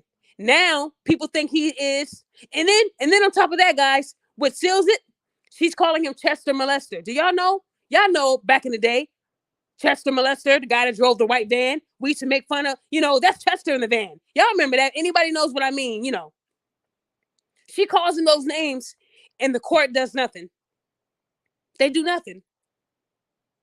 Can I at least tell her I love her? No. You were told you can't contact her. These women love that power. So now for Father's Day, he's spending it without his daughter. So when I tell you guys that these men go through a lot, you couldn't believe it. But yet y'all the same women that say that they ain't shit, right? And when they try to be something, that's still not enough for you. That's the problem I have, you guys. Men deserve better. Men deserve better. Jerome, you said that they do. Jerome, I don't know the logistics because the daughter was taken away. She's with the mom.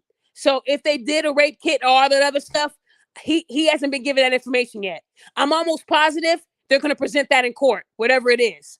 But I know that this dad did not touch his daughter.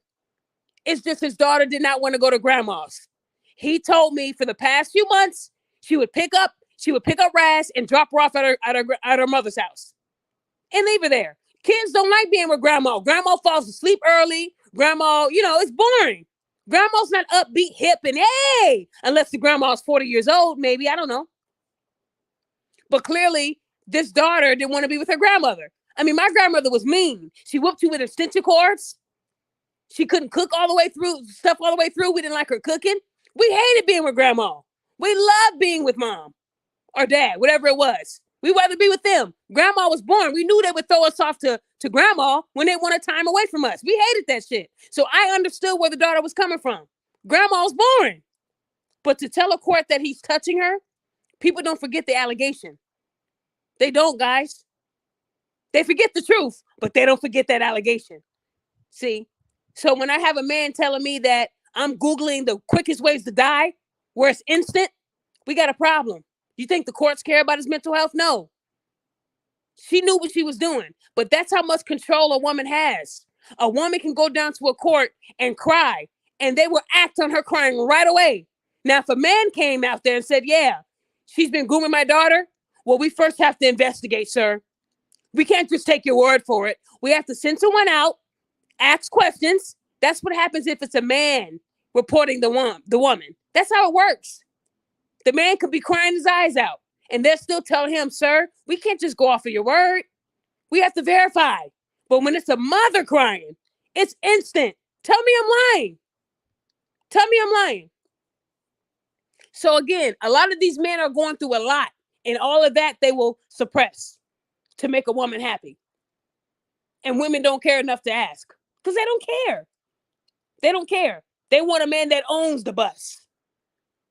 But if a man said he wants a woman that owns her natural look, doesn't wear wigs and them long, ugly acrylic nails, fellas, if she has those long acrylic nails, she's not clean. She's not clean. Those kind of nails house the most germs. And every time they go to the bathroom and they wipe, they not clean. So I don't know how you fellas is. I don't know how y'all do it. I don't care how pretty she is. If they're wearing those long nails, they are not 100% clean. It's impossible to wipe your ass 100% with them long nails like that. It's disgusting. A lot of those women won't even eat for the day. I'm learning a lot. This woman told me when she gets her long nails done and she's going on a date, she doesn't eat, so she doesn't have to go to the bathroom. What kind of shit is that? Y'all women are crazy. Y'all women are crazy. So when I tell you, when people tell me they don't want kids, I understand. I understand. But again, don't have them because you're choosing not to. Don't let a few bad apples ruin you. Because you also have a lot of great mothers and fathers out there that co-parent. They might not be together, but they co-parent wonderfully. And I talk to people like that too. And then you have mothers that are single mothers, but they still don't out the dad if he fucked up. You have a lot of women like that too. You just don't see it. Because these other women are they're the ones that's overcrowding, right? So for a woman to tell a man, I don't want you because you work at McDonald's, I'll ask her, what do you do? What makes you better than me? I'm going for a degree. What are you doing? Oh, well, I got my cosmetology license and that. What? Okay. Really? Really? Because a degree will get you further in life. Cosmetology means that you're only able to do cosmetology. You can't take your cosmetology degree and try to go and be a nurse, right? So when men get these degrees, they get them because there's so many jobs they can do with that degree. And that will help them long term. Like I said, men will save money to live, cheap. They won't go to restaurants. They don't eat out at all. They bring their lunch to work in a lunchbox. I've seen it. People ask, but he didn't care. He knew what the end goal was. I'm tired of working for the man. I'm going to own some shit, right? And that takes some time to get there. But women, they will spend all their money, right, on hair, nails, but living paycheck to paycheck. Poor, like I said, but live poor. That's what they want to do. But call men broke. How the fuck you gonna call a man broke because you were able to get your hair done? But you living paycheck to paycheck, fam. That's why a lot of these women go on these dates and they don't bring their wallet because they ain't got no money to put in there. They don't have any money. But you think they do because they got the Louis Vuitton purse, right? The long bundles, the inches, the long nails, jewelry on. They spent their whole check, but they're living poor. Let that sink in. A lot of you women are living just like that. You go on Instagram and post all the new shit you got, but when you log off, that light bill is due that you ain't paid, that you keep extending and extending, right? I know what really goes on, and I can call a lot of you women out. Oh, yeah, I would lose all my platforms with the stuff that I have on a lot of you women. And there's two that know what I'm talking about. Y'all sit there and talk about black men all day. But I know already. I know what you're going through. And you know who I'm talking about. It's two ladies. Y'all know who I'm talking about. Well, some of y'all probably don't know. But I sat back, and in them 30 days, them 60 days I wasn't on here, oh yeah, I was digging deep. So a lot of you women that call men broke, how dare you? How dare you when you ain't paid your rent in 5 months? And you didn't think that'd get back to me? That you need help? So you have somebody come to me asking for help when it's for you. No, bitch. You asked me for help on your own. And before I help you, you're going to have to change up what you're posting on YouTube. And then I help you. Maybe. Depends. I might need a letter from you. I might need you to write an essay to me. Because the shit you were doing for months, talking about Kevin Samuels last year, oh yeah, I didn't forget. But I know you need help with your rent. And you're about to get put out. So how can someone that's about to get put out go on YouTube and talk shit about men? Get the fuck out of here. How does that work? A lot of you ladies are living poor. But you own these websites and stuff acting like you got it like that, and you don't. Stop that. Stop acting like you got it, because you don't. When I told that woman that I would pay her $500 to prove that her story was real, guess how many women were in my inbox asking for help? And then when I go and I track what you really do on a daily basis, the nerve of you bitches. The nerve. The nerve. A lot of y'all didn't think I saw it. Oh, yeah. You might not have. See, when you send somebody something on Facebook and it goes to my junk folder, I can read it without you knowing I read it. So you can go ahead and unsend it. I already took the picture, dumbass. I already took the picture. So when these women on these YouTube channels are disrespecting men, but they're sending their friends, they're going to my inbox. Well, hey, you know, she's behind on her rent 5 months. Do you have any resources? It's my friend. Oh, yeah. I know what friend that is. I'm saying. A lot of you women, y'all know better. Talking about you don't want a man that's working on himself. You want a man all put together. You're not put together. You 5 months behind on your rent. Oh, and guys, you're not going to believe what happened last week. This woman actually created a GoFundMe, right? She used 2 different names. When you create a GoFundMe, it has the name that you use for the campaign, right? And then you write your bio. Those names didn't match. That's how I knew it was a scam. But you guys, guess what? This woman raised $10,000 out of $15,000. She told GoFundMe that she has 5 kids and that the father of her kids was sentenced to like 25 years in prison for drugs. And they froze all their assets. That was her story, you guys. That was her story. 5 kids, baby daddy, locked up for drugs. Anything helps. I just want to be able to get a car and get a place. You know, I got 5 kids. She lied. That was the only time I ever seen a GoFundMe get close to that goal. She almost hit her goal. But guess who came in for the interception? Guess who came in? Me. So for you women to say that you wouldn't talk to a man working on himself, if you got to go to GoFundMe to get help, you the broke bitch. Because if you got 5 kids, do you know what the government would do for that woman with 5 kids if it was true? She said, fellas, I need you to know that women with kids, if they're about to be homeless or anything, they can get all the help they want. They get help faster than you guys. A woman with kids will be first in line over a woman without. Or over a man with kids. The woman will be first.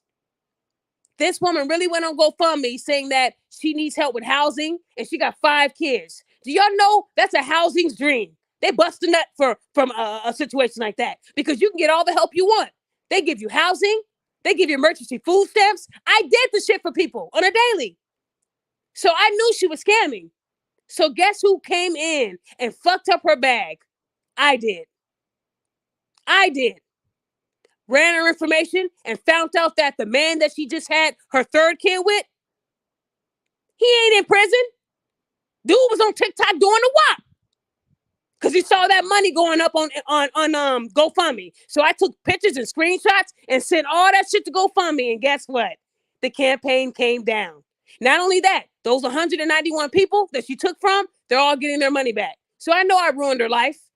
I went on to his TikTok. He ain't been TikToking lately, y'all. Something ain't right. Y'all got to stop lying. Y'all gotta stop lying.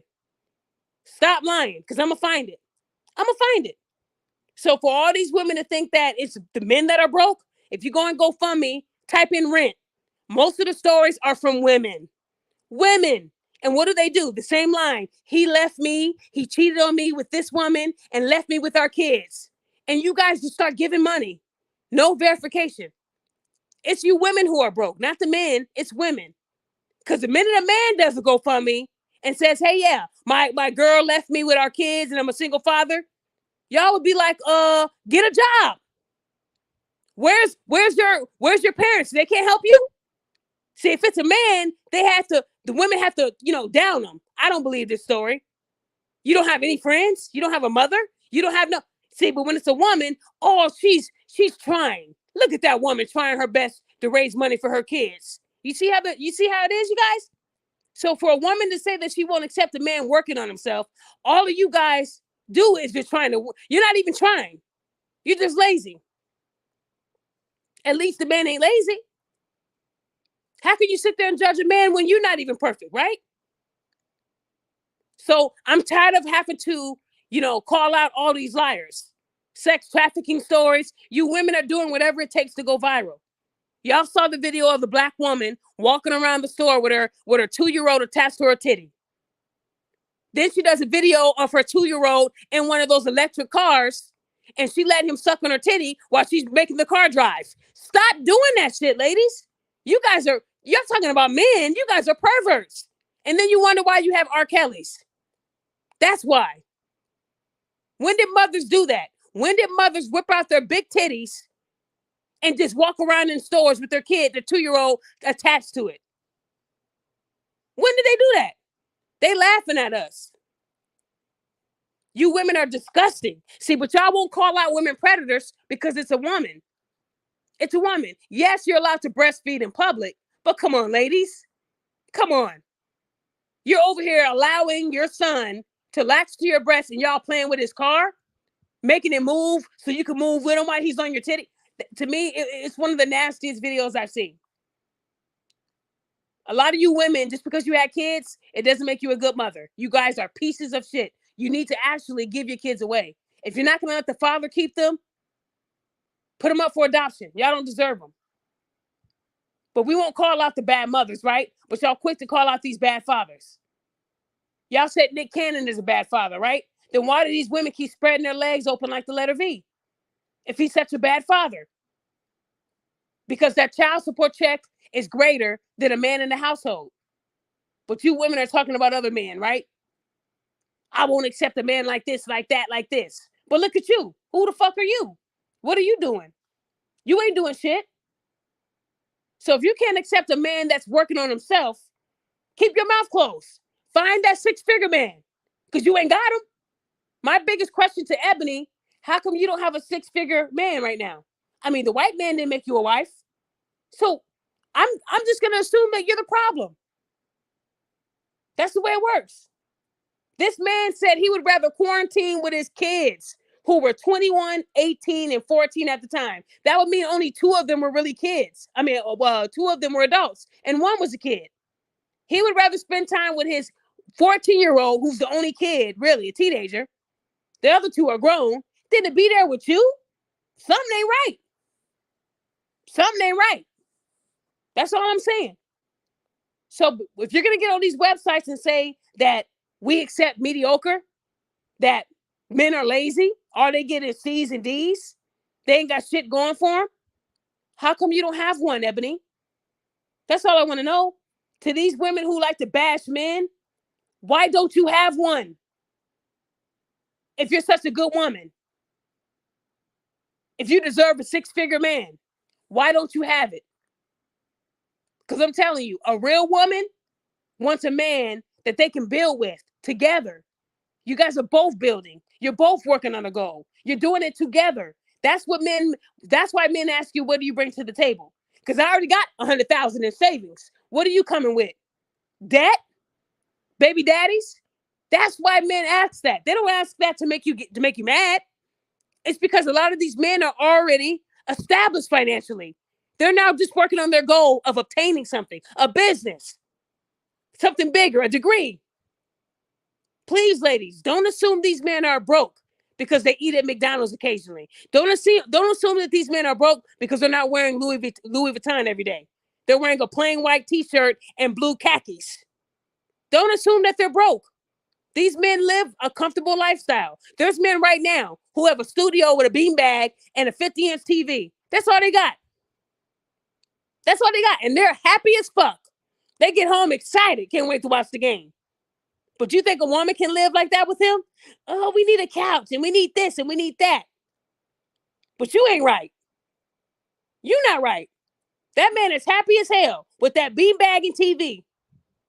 He's happy. No stress, no drama. But when you bring a woman that's money hungry in, now you're getting couches. Now you're getting feng shui and all this stuff. Now your savings are gone. See, you don't need women like that.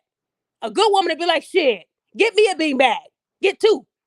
That way we both gonna have one. You feel me? That's a woman that you want. That's a woman that you want.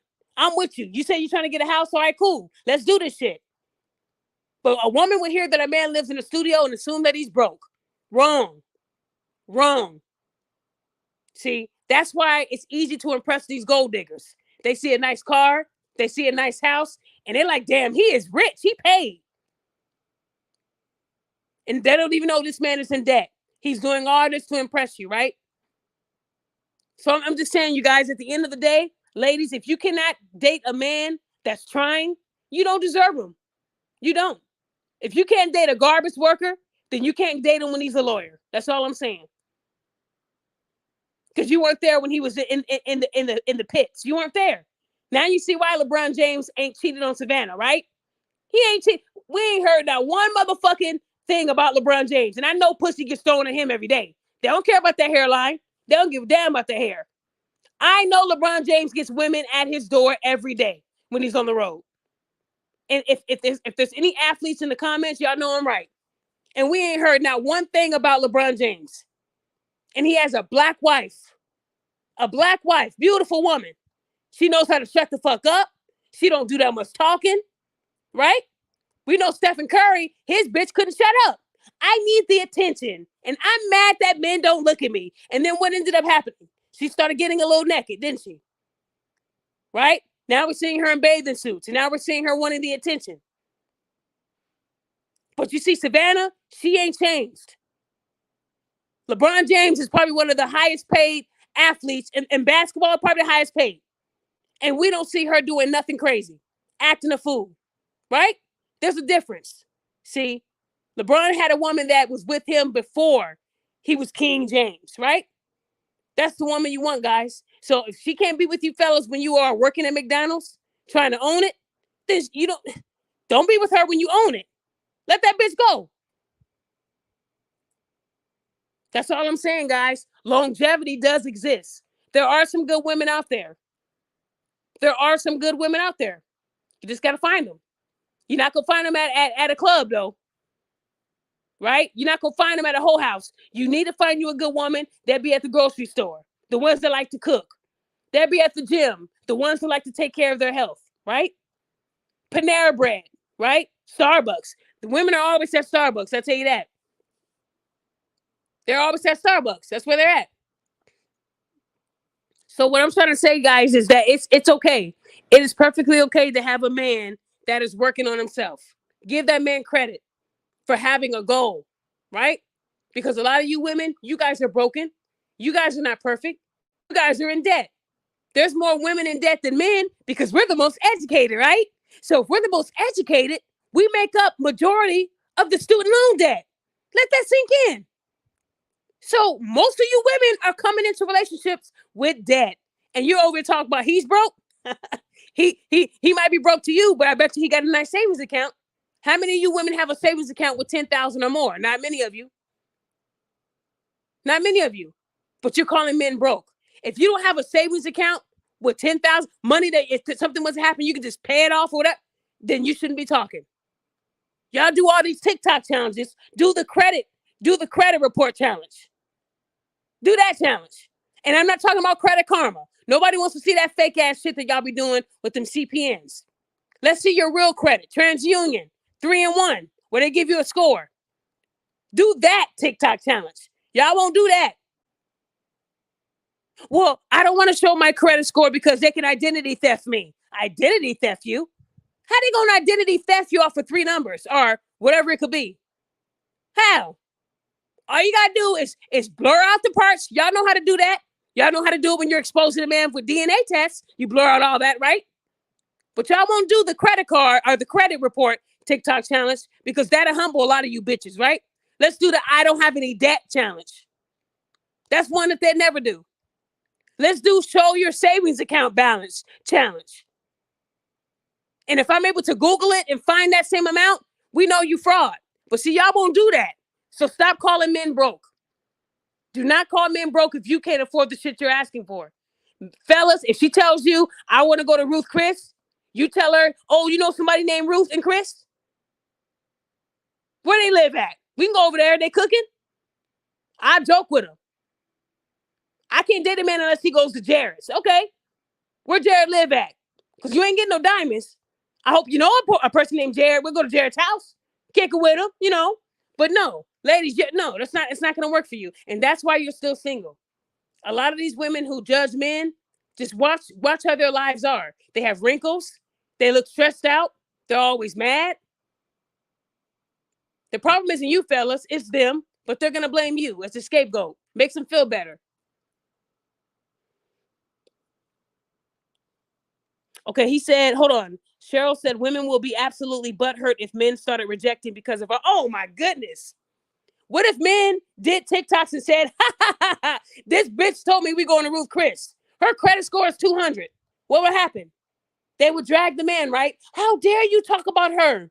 You are so rude. Who raised you? Your mama black, right? But y'all women do it every day. This motherfucker couldn't buy McDonald's for me and all my kids. All my bastard kids, even the ones I didn't have with him. Y'all do it to men? Men, maybe y'all should just start doing that. When a woman tells you, let's go to dinner at Ruth Chris, show me your credit score. This broke bitch really told me we going to Ruth Chris. Not today. Got him. Let's start that trend. Men, it's okay to reject these women. Reject them. If they don't want to go to Applebee's and get the 2 for $20, send them on their way. Because men are always broke when they tell a woman, no, I'm not buying that. That doesn't mean he don't got the money. It just means he's not buying it. Like I said, I know a lot of men. There's a lot of men in this world that really do save, and they do a good job saving. If they don't think, if it's not something that they need, they're not going to buy it. Like I said, a lot of you women are living above your means, and that's why you're broke. When COVID hit, women were filing for divorce because the finances were changing. Men were losing their jobs, and women were leaving. Because that's all they were about, the money. They don't want the marriage. They want the wedding. They want to show off and say, yes, bitch. Yes, we in Cancun, bitch. That's what it's about. It ain't about love no more. That's why you don't see a lot of people staying married. Because it wasn't about love. It was about the status and what you can do for me, right? The minute these men lost their 6-figure jobs and high-paying jobs, these women were in Ubers off to the next victim. That's how women are. Well, some women. Let me see. Prime said, living in DC, you will run into a lot of women who make well over. Yeah. You know what? Even if a woman makes a lot of money, she has so much debt, she's always broke. That is true. I'm talking to a woman right now who says she has a habit of spending because she feels like she has to impress people. You don't even like these people. So why are you trying to impress them? But like I said, men don't mind living cheap and being called broke because they know they're not broke. But that's why these women expect y'all to pay for everything because they don't have the money to pay for it. Y'all don't even want to leave the tip. If you ain't even got enough to cover a tip on a bill, you better not ever call a man broke. I better not ever hear you say that, right? Yes, Cheryl, you're right. The woman wanted a $250,000 wedding. He told her, let's invest it. And she said, no, you're not going to have me looking dumb at my wedding. Does a wedding matter? Does a wedding matter? Because a lot of these people will spend all this money on a wedding and get divorced 2 years later, right? So does a wedding matter? Because real love, people are going to the courthouse now. They're making it simple. That don't mean they're broke. Why would we spend 50, 60,000 on a wedding when we can invest that? Right? We can put that up for a rainy day. Why? To impress people that you don't even fuck with? Most people invite you to the wedding so they can show off. And then once the wedding is over, man, how we gonna pay our rent? How we gonna pay these bills? Yeah, because you were trying to impress these fools, right? There's nothing wrong with going down to the courthouse. That don't mean you broke. It don't. But a lot of these people that spend money, they're not even married. They couldn't even stay married, right? And now that man lost out on 50 grand. You don't get that money back. There's no return on that. When y'all wedding don't work, when your marriage don't work out, you just lost all that money you spent on that, the engagement ring, the wedding ring, blah, blah, blah. You losing money, fellas. Keep it simple. If she's not okay with going to the courthouse and buying a house, buying your cars, then you don't need her. Because the real woman will be like, you know what, you're right. We can have a small backyard shindig, whatever it is, right? That's all I'm saying. At the end of the day, ladies, if you're listening to me today and you don't agree, that's fine. All I'm telling you is when people tell you something that they stand by, look at how they live. Because a lot of people that go on these apps and give you guys this advice, they're speaking from a hurt place. The truth is, Ebony, she's hurt. That white man hurt her little feelings because he put his kids over her.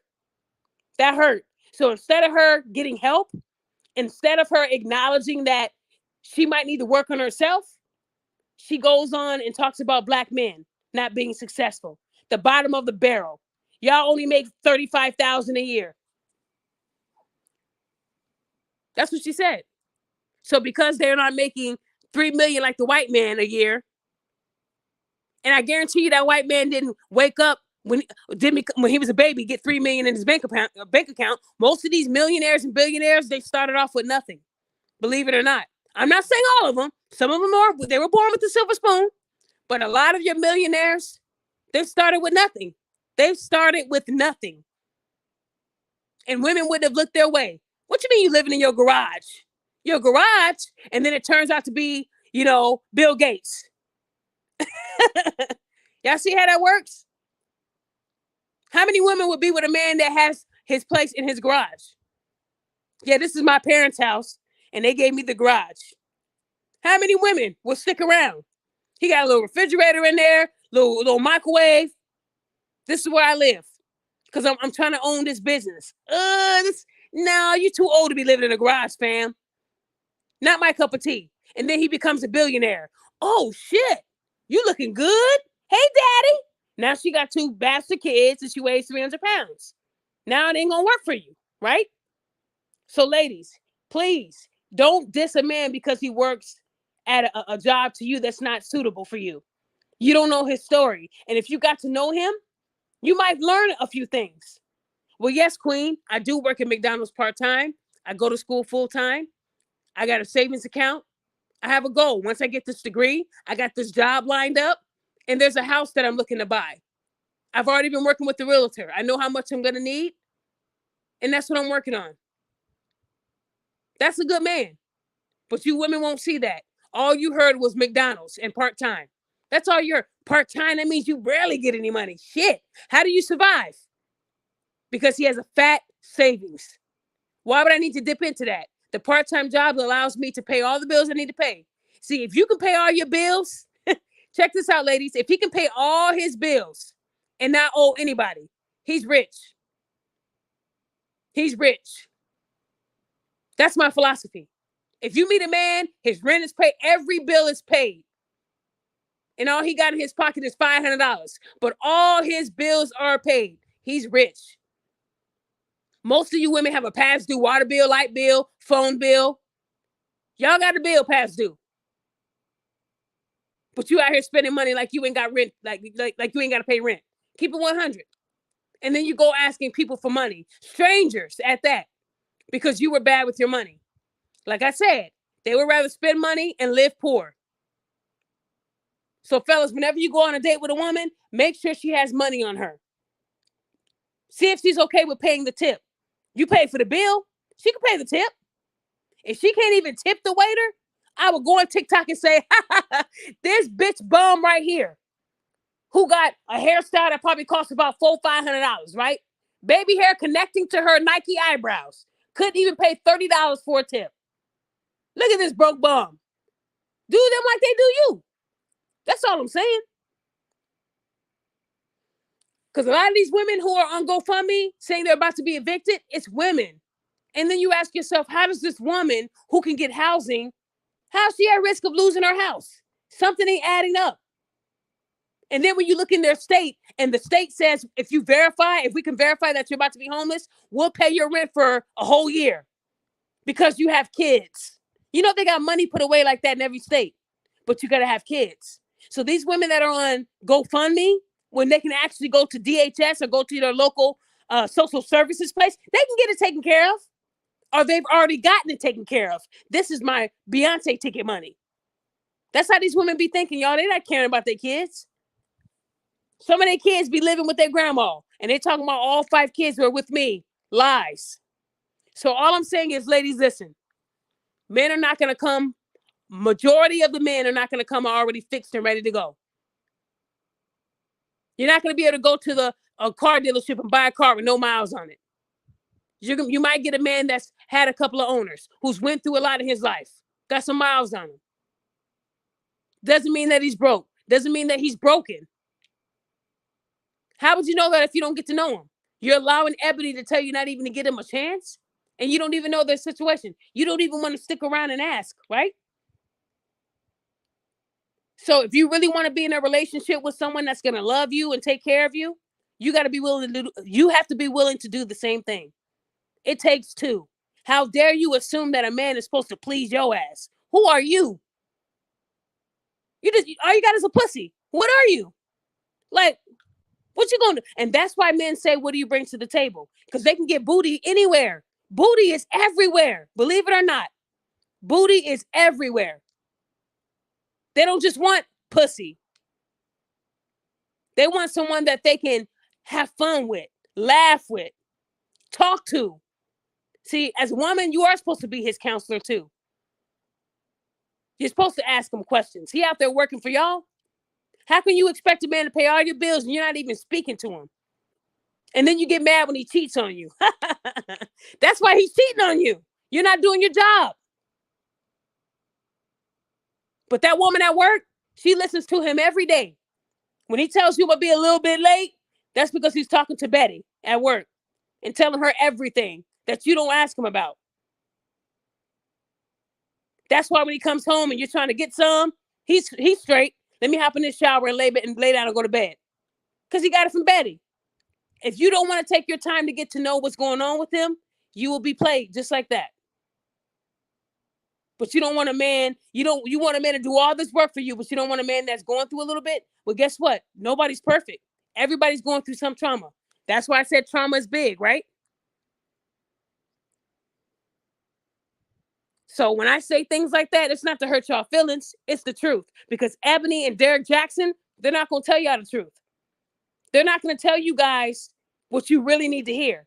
I've never heard people say, Derek Jackson is the reason why I'm married, you guys. Derek Jackson is the reason why I've been married for 20 years.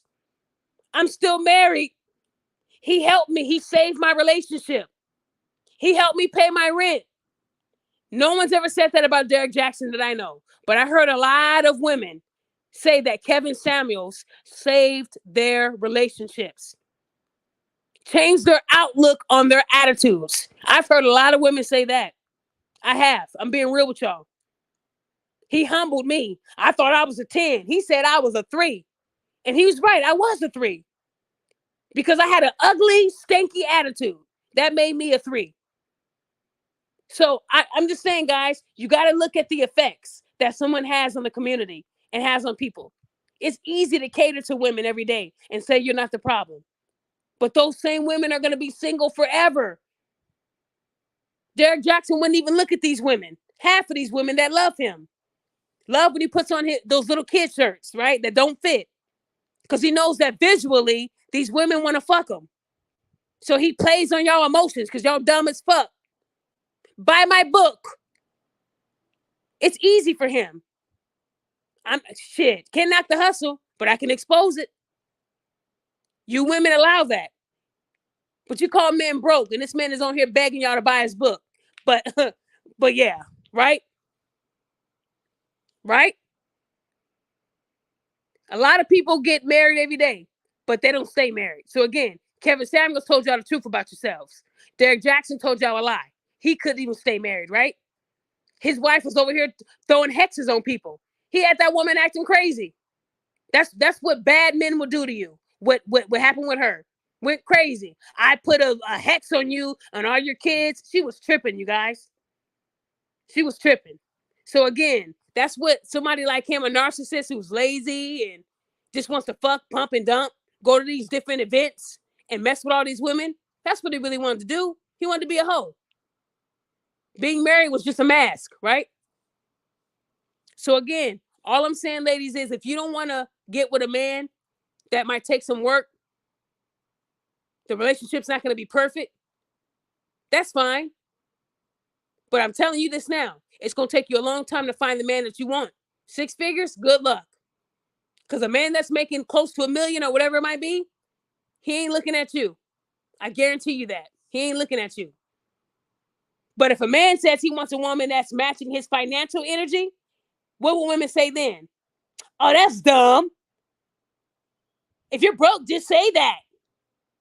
See what I'm saying? But a woman can say, I don't want a man that's broken. Get the fuck out of here.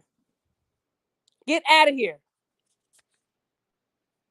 Okay, so I'm gonna let We Need Justice, Louis D. I'll let you guys wrap up if you can keep it brief, please, because I'm about to wrap up. And guys, like I said, we will be doing that trauma episode. I told you guys we'll be doing it.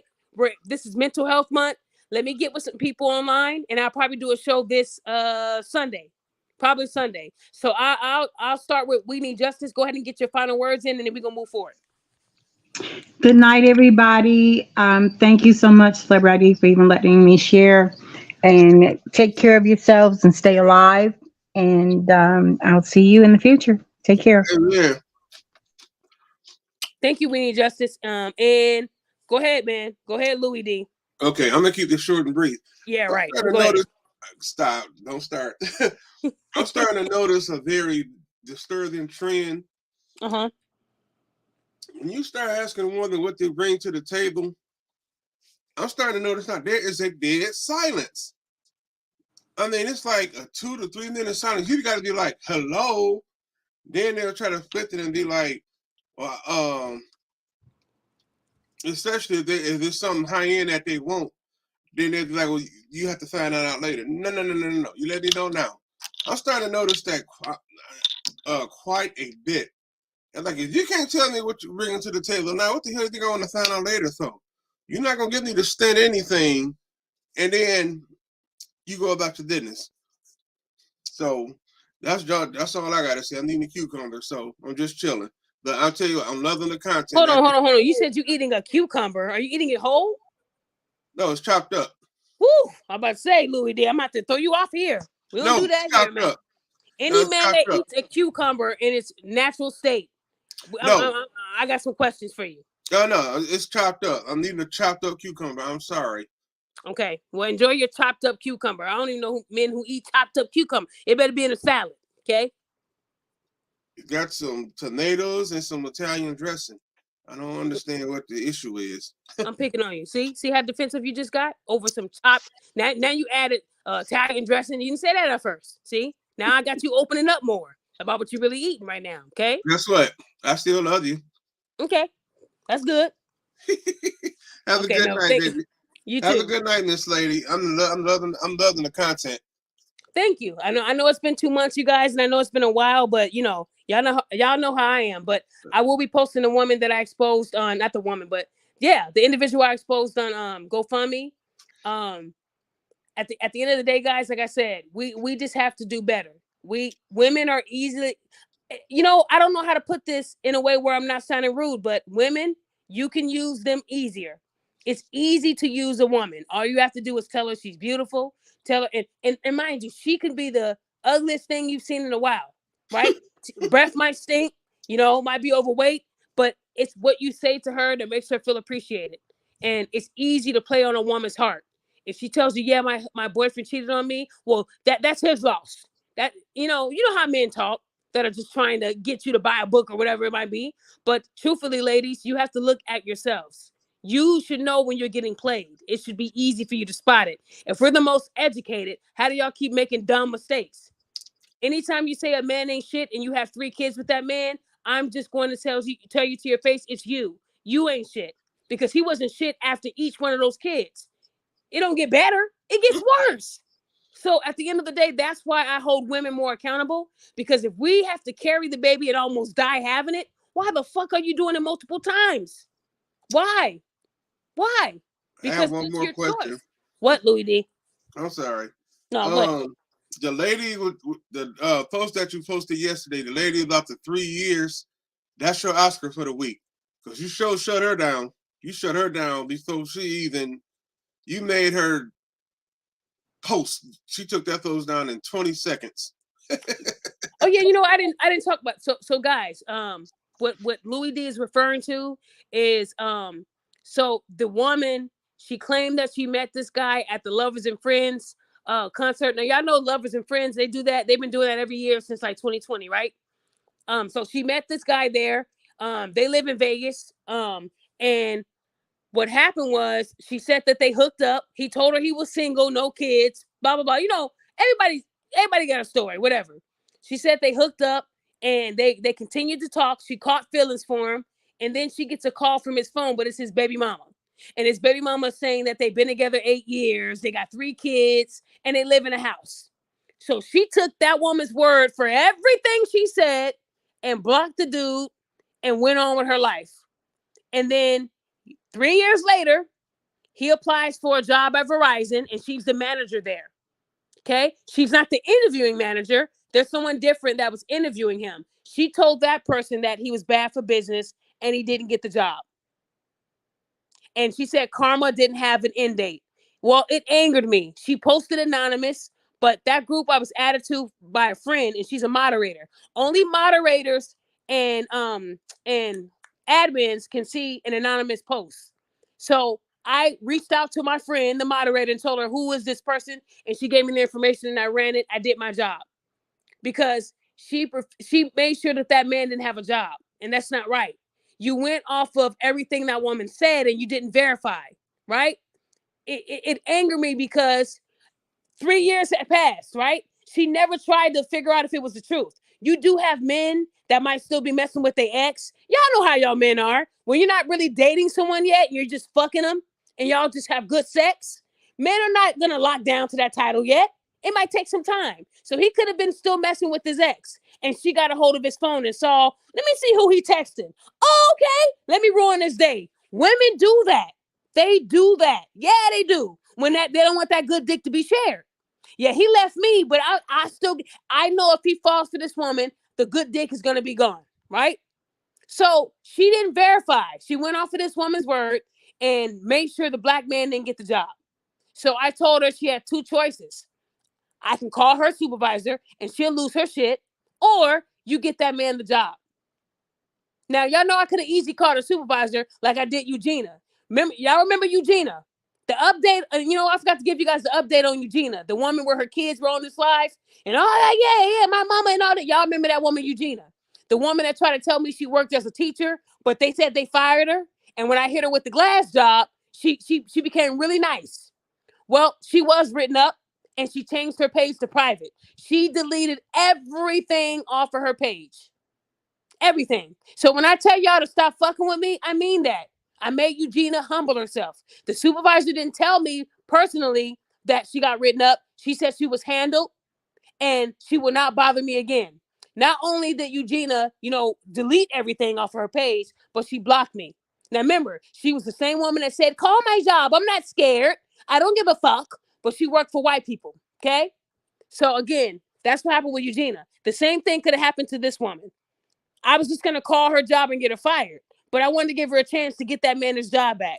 So he has another interview on Thursday with Verizon as a retail sales associate. And she's going to give me feedback. We've been texting. We've talked. That's how serious it was. I was going to get her fired. And women were asking me why. So you're trying to get this woman fired who probably worked really hard to get that manager job. Do y'all think I care? I don't give a fuck how hard she worked. I don't. What I care about is her taking food off of somebody's plate. What y'all did in Vegas, what happened at that concert, that happened there. It has nothing to do with his abilities. His resume got him that interview. So, ladies, y'all can't be thinking. That's why women can't run the world. Too emotional. This was 3 years and she didn't even verify it. So if he doesn't get the job, I am going to get her fired. I told her, you do everything you can to get that man the job. I don't care what you have to do.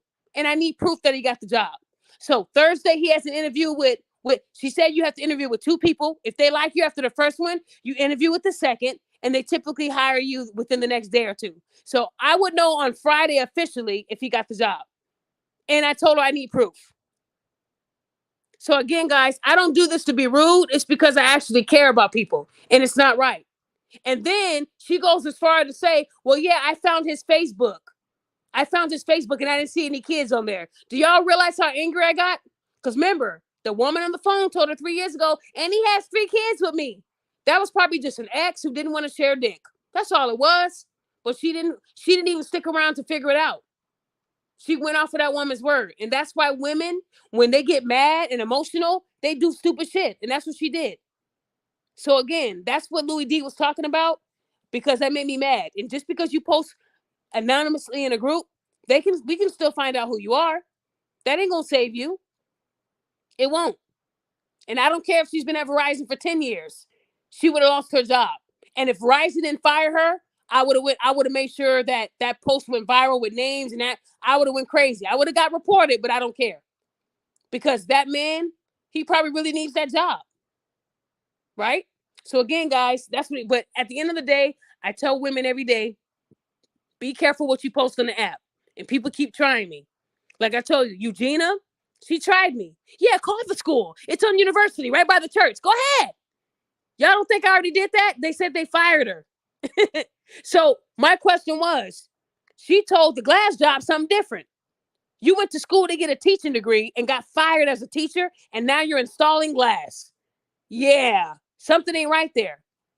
So, her kids were mad. I don't care. I told Eugenia to back off, and she kept bothering me. So when I showed her the real job, she humbled herself, and I've never heard from her again. So again, guys, I don't do this to hurt people. When I tell you to leave me alone, leave me alone. It's really that simple. But you women, y'all keep thinking that it's a game. Then when your job is on the line, I'm the bad guy. Y'all know I could have easily got that woman fired, but I'm giving her a chance. And the fact that she said inbox me, I said, okay. She knows I'm telling the truth. Because if she would have said, you're still lying, then I would have put her supervisor's name. Like I said, guys, it's not hard. It's not hard to find out the truth on people. It's not. But at the end of the day, you want to make sure people are spreading the right news and that it's positive. Ladies, y'all can't be out here trying to hurt people because you're hurt. Fix yourself. Because when you hurt yourself and you sit there and act a fool, nobody wants to be around you.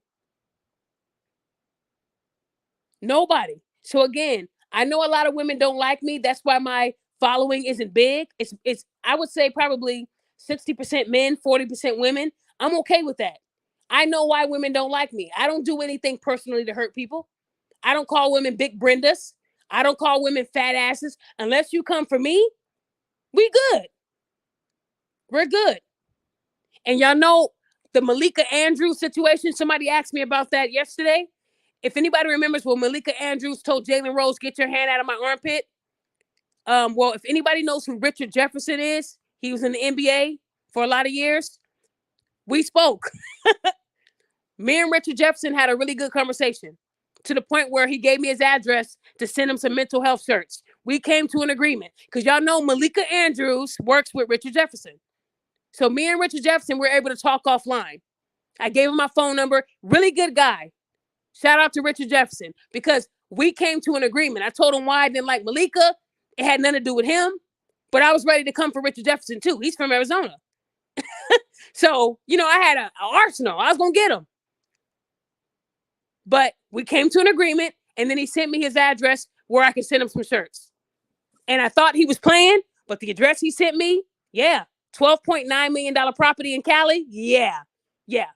So guys, Sometimes, I'm okay with talking with people offline and we good. Now, y'all see I didn't post that. Look, everybody.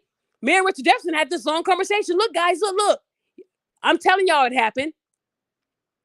I did show y'all the inbox when he first came in my inbox, but that was it. But it went further than that. He's a good guy. So again, I'm okay with talking with people and telling you why my views are what they are. You feel me? And if we can come to an agreement, we good. So like I said, guys, at the end of the day, y'all got to do better, ladies. You do. You do. He said, what happened with that? Yeah, because Malika Andrews. So basically, Malika Andrews and Jalen Rose were just playing. It was a joke. But honestly, in that moment, nobody saw it as a joke. I didn't. You telling a man to get their hand out of your armpit? Because guys, I remember in my teenage years when I used to play basketball with men, they would try to go for the ball. And when you're dribbling, you have to bring your hand up before you bounce that ball down, right? Men will go for the ball and they get them a little feel on my breast. I knew the difference between you're going for the ball and you're going for a titty, right? You know the difference. But even if they were playing, black men should never play like that on live TV. You shouldn't, because no one's going to see that as a joke. I didn't. I saw that as career suicide for Jalen Rose. So I did say Malika was weak as fuck. She don't like black men. And that caused Richard Jefferson to hop into my inbox. First, he tweeted me on Twitter and we went at it. And I was really scorching him. I was, because he didn't understand why I said that. Because that ain't the first black man she tried to hurt. Y'all remember what happened with Udaka and Nia Long? She was saying he should be fired, but they never spoke about the white woman that was actually married. And the last time Jalen Rose tried to say something about that, he was apologizing. So I was tired of Malika trying to make these men get on their knees. So again, ladies, I don't care if you're famous, but clearly I hurt Malika's feelings because she sent Richard Jefferson to talk to me because I wanted her to, because I had some shit on her. Oh, I had some shit on you, Malika, and you're lucky I didn't release it. Richard Jefferson saved her. I don't like women who purposely try to hurt men, black men at that, because they don't like black men. Every woman that has a problem with black men, they usually have a white boyfriend, fiance, husband, right? But if you don't like them, why are they on your tongue? Shut the fuck up, right? All I'm saying, ladies, is if you don't like something, why give it energy? Shut up. No one cares, because black men are going to continue to thrive with or without you. And ladies, black women, we shouldn't be threats to our black men. They need us. So again, most of your men are not going to be rich. Let's go ahead and clear that up. They're not going to be making $1 million a year. They're not going to be, owning 50 businesses. They're not. We're just calling it what it is. Well, I'm not saying they can't do it, but your average man is not doing that. Black men have to go through 10 rings of fire before they can get something big in their lives. They got to know someone that knows someone that knows someone. That's the life of a black man. Y'all say he's not trying, but he is. Most black men that work like a hard job, like let's say electrician, construction, hand jobs where they use their hands and they got to grind. They know more than the boss. The boss just comes in. Okay, you're doing your job. All right, I'm leaving for the day. The white man comes in and makes sure you're doing your job and they leave. Not even knowing that black man can run that entire business by himself. That's the truth. But instead of giving him a piece of it, they put him in the back corner and tell him to keep working. So black men, if you're in that position, think about how you can get your own, because you deserve it. They do have business grants. They have grants. All you need is the blueprint. If you don't know how to do a blueprint, look it up on YouTube. Look it up on the internet. You can have your own. You don't need these people telling y'all what to do. Y'all can do it on your own. Y'all see these Mexicans with all them cotton candies on the side of the freeway? It'd be 100 degrees outside and they selling cotton candy. Or they're going out there with the little ice cream thing. They gonna get the money by any means, right? We should be the same way, guys. Y'all women love rocking these wigs from Ling Ling. Won't you make your own wigs? The beauty industry is $1 billion. So y'all women are over here talking about why these men ain't owning a business. How come y'all don't have nail salons? How come y'all don't have your own wig line? Am I preaching too much for y'all today? Y'all so busy telling men why they're not owning the truck All that makeup you put on your face. Them bundles. How come you don't have your own? How come you're helping Ling Ling and them become rich? Men can ask y'all that too. Well, I see you wear a lot of makeup. Is that your own brand? No, it's MAC. MAC ain't owned by no blacks. CoverGirl isn't earned by blacks. So what I'm saying is men can do the same thing to you. I see you wearing those 30-inch bundles. You made that yourself? No, I got this from the beauty store. Yes. Who did your nails? You did your nails? No, Ling Ling did it. So you women, y'all quick to sit there and say men should have businesses. Why y'all ain't got them? You guys are closer to having one than them because the beauty industry. Men don't wear makeup like that at all. And I'm talking about masculine men, right? You got men that are barbers that started from their basement and now they got a shop. And y'all telling me you can't get your own place where you selling hair, nails, whatever? Y'all lazy. You don't want to put in the work, but you'll tell a man to give you 10 bands, right? To start it because you don't want to work for it. No, ladies, it's not working like that. No. So if you're going to tell a man to own a bus, what do you own? And I'm not talking about your wigs and nails. What do you own that has value? Nothing. So shut the fuck up. Ebony Williams, you're only worth less than $1 million. That's what you're worth. When you were with the white man, you would have been worth about what, 10, 15 million?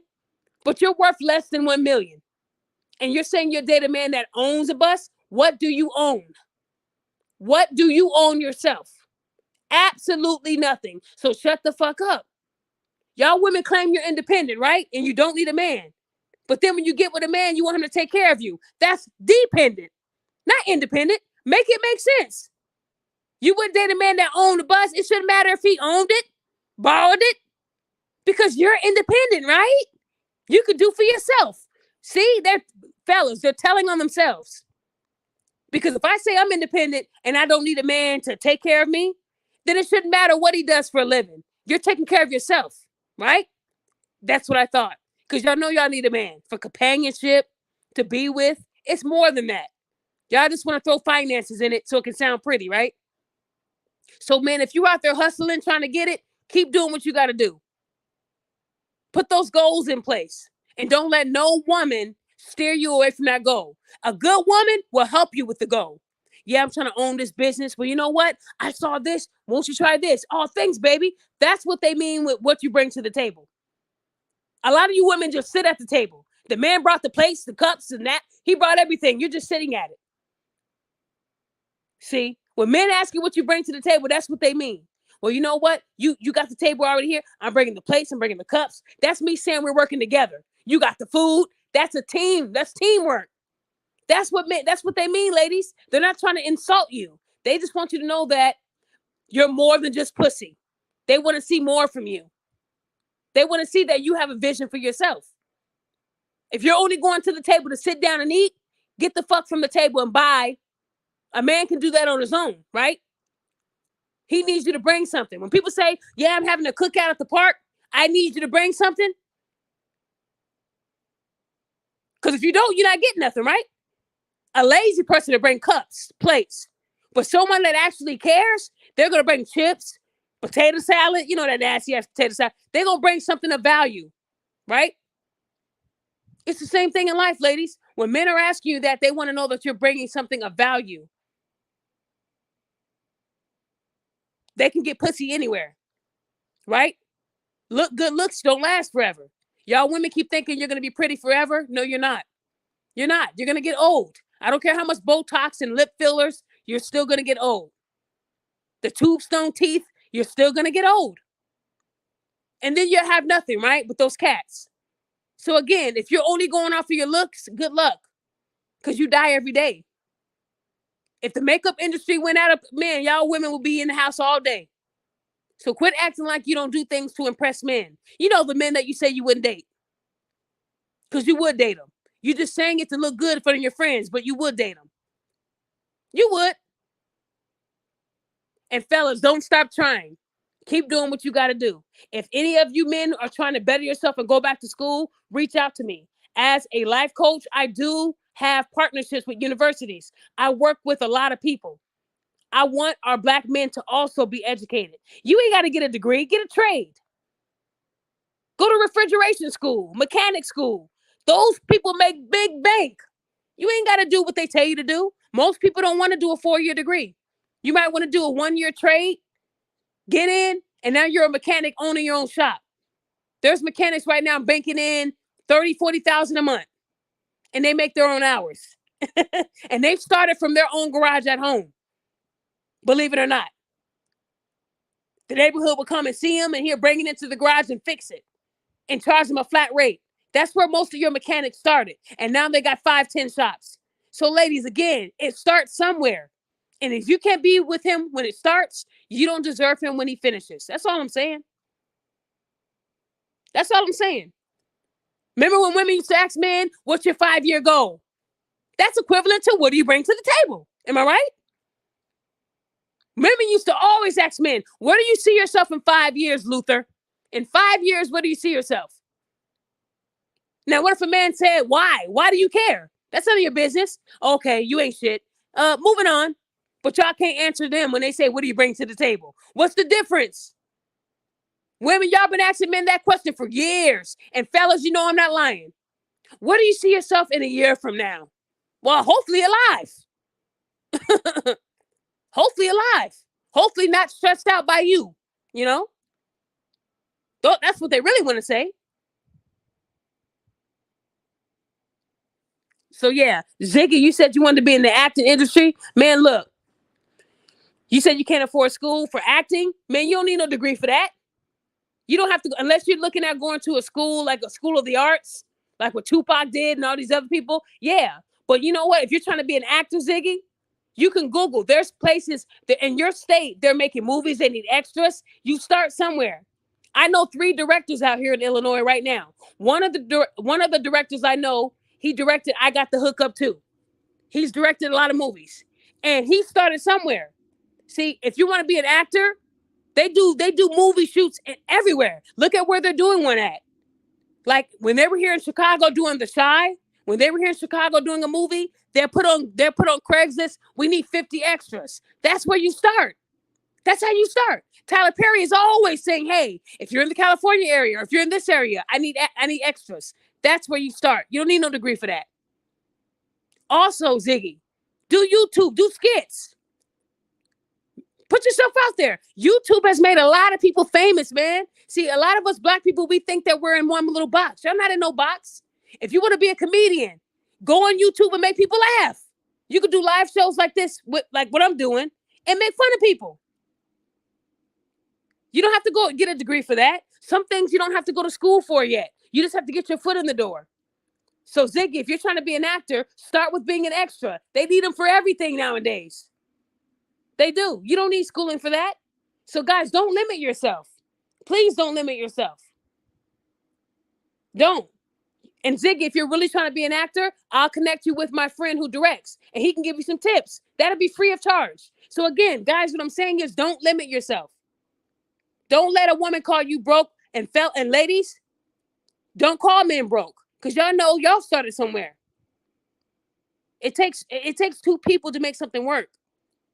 But it won't work if one person feels like they're entitled to call someone out of their name and tell them that they're lazy. So again, if I were you, I wouldn't listen to Ebony. I wouldn't listen to Derek. You don't even got to listen to me. But when people used to give me advice, I looked at their life. That's like somebody that's a crackhead telling you how to stay clean. The fuck? You on crack. That's how YouTube and TikTok and Facebook is. You got these people that are crackheads trying to tell you how to stay clean, and they're not clean. They don't even take their own advice. That's a big red flag. Somebody's telling you how to find the perfect mate, but they're single as fuck with 3 divorces or 2 divorces. But they're telling you how to find the perfect mate. They're telling you how to work on your attitude, and they have a whole list of felonies from domestic. So what I'm saying, guys, is you got to look at who's giving you the message. Would you go to a barber shop if the barber chair was fucked up? Ladies, would you go to a nail salon if the nail person, her nails is fucked up? You'll be questioning yourself like, how come your shit fucked up? Would you go get a wig done and you go and see somebody hair and it look a mess? No. That'll make us think twice, wouldn't it? You go into a restaurant and you see food and rats on the floor. Are you still going to eat there? No. So again, same thing in life. All I'm saying, guys, is you have to be able to follow your own advice. If Ebony's out here saying she'll date a man that owns a truck, she's single for a reason. Y'all can go out there and make all those demands, but it doesn't mean that they're going to come to fruition. I'm just saying. I want a man that's 6'7". He has to have a good car. He has to have an 800 credit score, 1 million in the bank. It sounds good, but why are you single? Because you haven't found it, right? Because those millionaires are not looking at you. A man that got all that, good luck. Good luck. You're not going to find him on TikTok bragging about it, right? Hey, Phil, that's true. That's true. A woman will always get help faster than a man. Phil, you are right. That's why you got women like me trying to advocate for men and try to change the narrative. But I can't do it alone. When you guys share it, when you guys tell people to watch it and view it, that helps get it out there. Because women don't like me. Somebody told me, does it bother you that you don't have a bigger following that are women? No, because I know they hate me. It was a woman who created the group Daphne Must Go. 36,000 members. 36,000 people hated me enough to talk about me in a group for 5 years. That's crazy. That's crazy. A lot of them had kids, families, but I was on their mind. Women. And there's still people that said you're wrong for getting that group shut down. No, I'm not. It was epic. Y'all had it up for 5 years and I ruined it for y'all. Yeah. Now y'all got to start over. And I'm still watching it as it grows. Waiting for the right time. That's all. I could, but I don't know if he would take the help. He's always telling me not to worry about his current. You know what? A lot of men will tell you they don't want your help. Keep going. Keep trying. Because men are really tough. They are tough. They think that any handout is weak. It's not. When I met my husband, he had just got out of college. I was working for the state. My shit was together. He was looking for a job. Most women would have been like, yeah, you fine, but you jobless? When you get out of college, if you went to a good college, they'll help you with a job, career services. But a lot of those big universities, they don't do that. They lack that. They do. So my husband was building. He has a degree. Now he has to find the career. He was building, and I accepted that. Didn't mind. Didn't bother me. He didn't have $1 million in the bank. He didn't own a truck. He just got out of college with $0. And I took him in just like that. Helped him with the resume. Got it out there and bam, he got a career. So again, we worked together. I didn't say, oh man, I got to take care of a man. You ain't shit. Really? He got his own apartment because he didn't want to stay in mine when we were dating. He wanted to get his stuff going. And I told him, look, we could save more if we was in one. You feel me? That's the kind of woman I was. I know you like your independence, but come on. Come on. Save more money and let's pay for one rent, not two. One. And we made it work. That's what you do when you really care about someone. You build.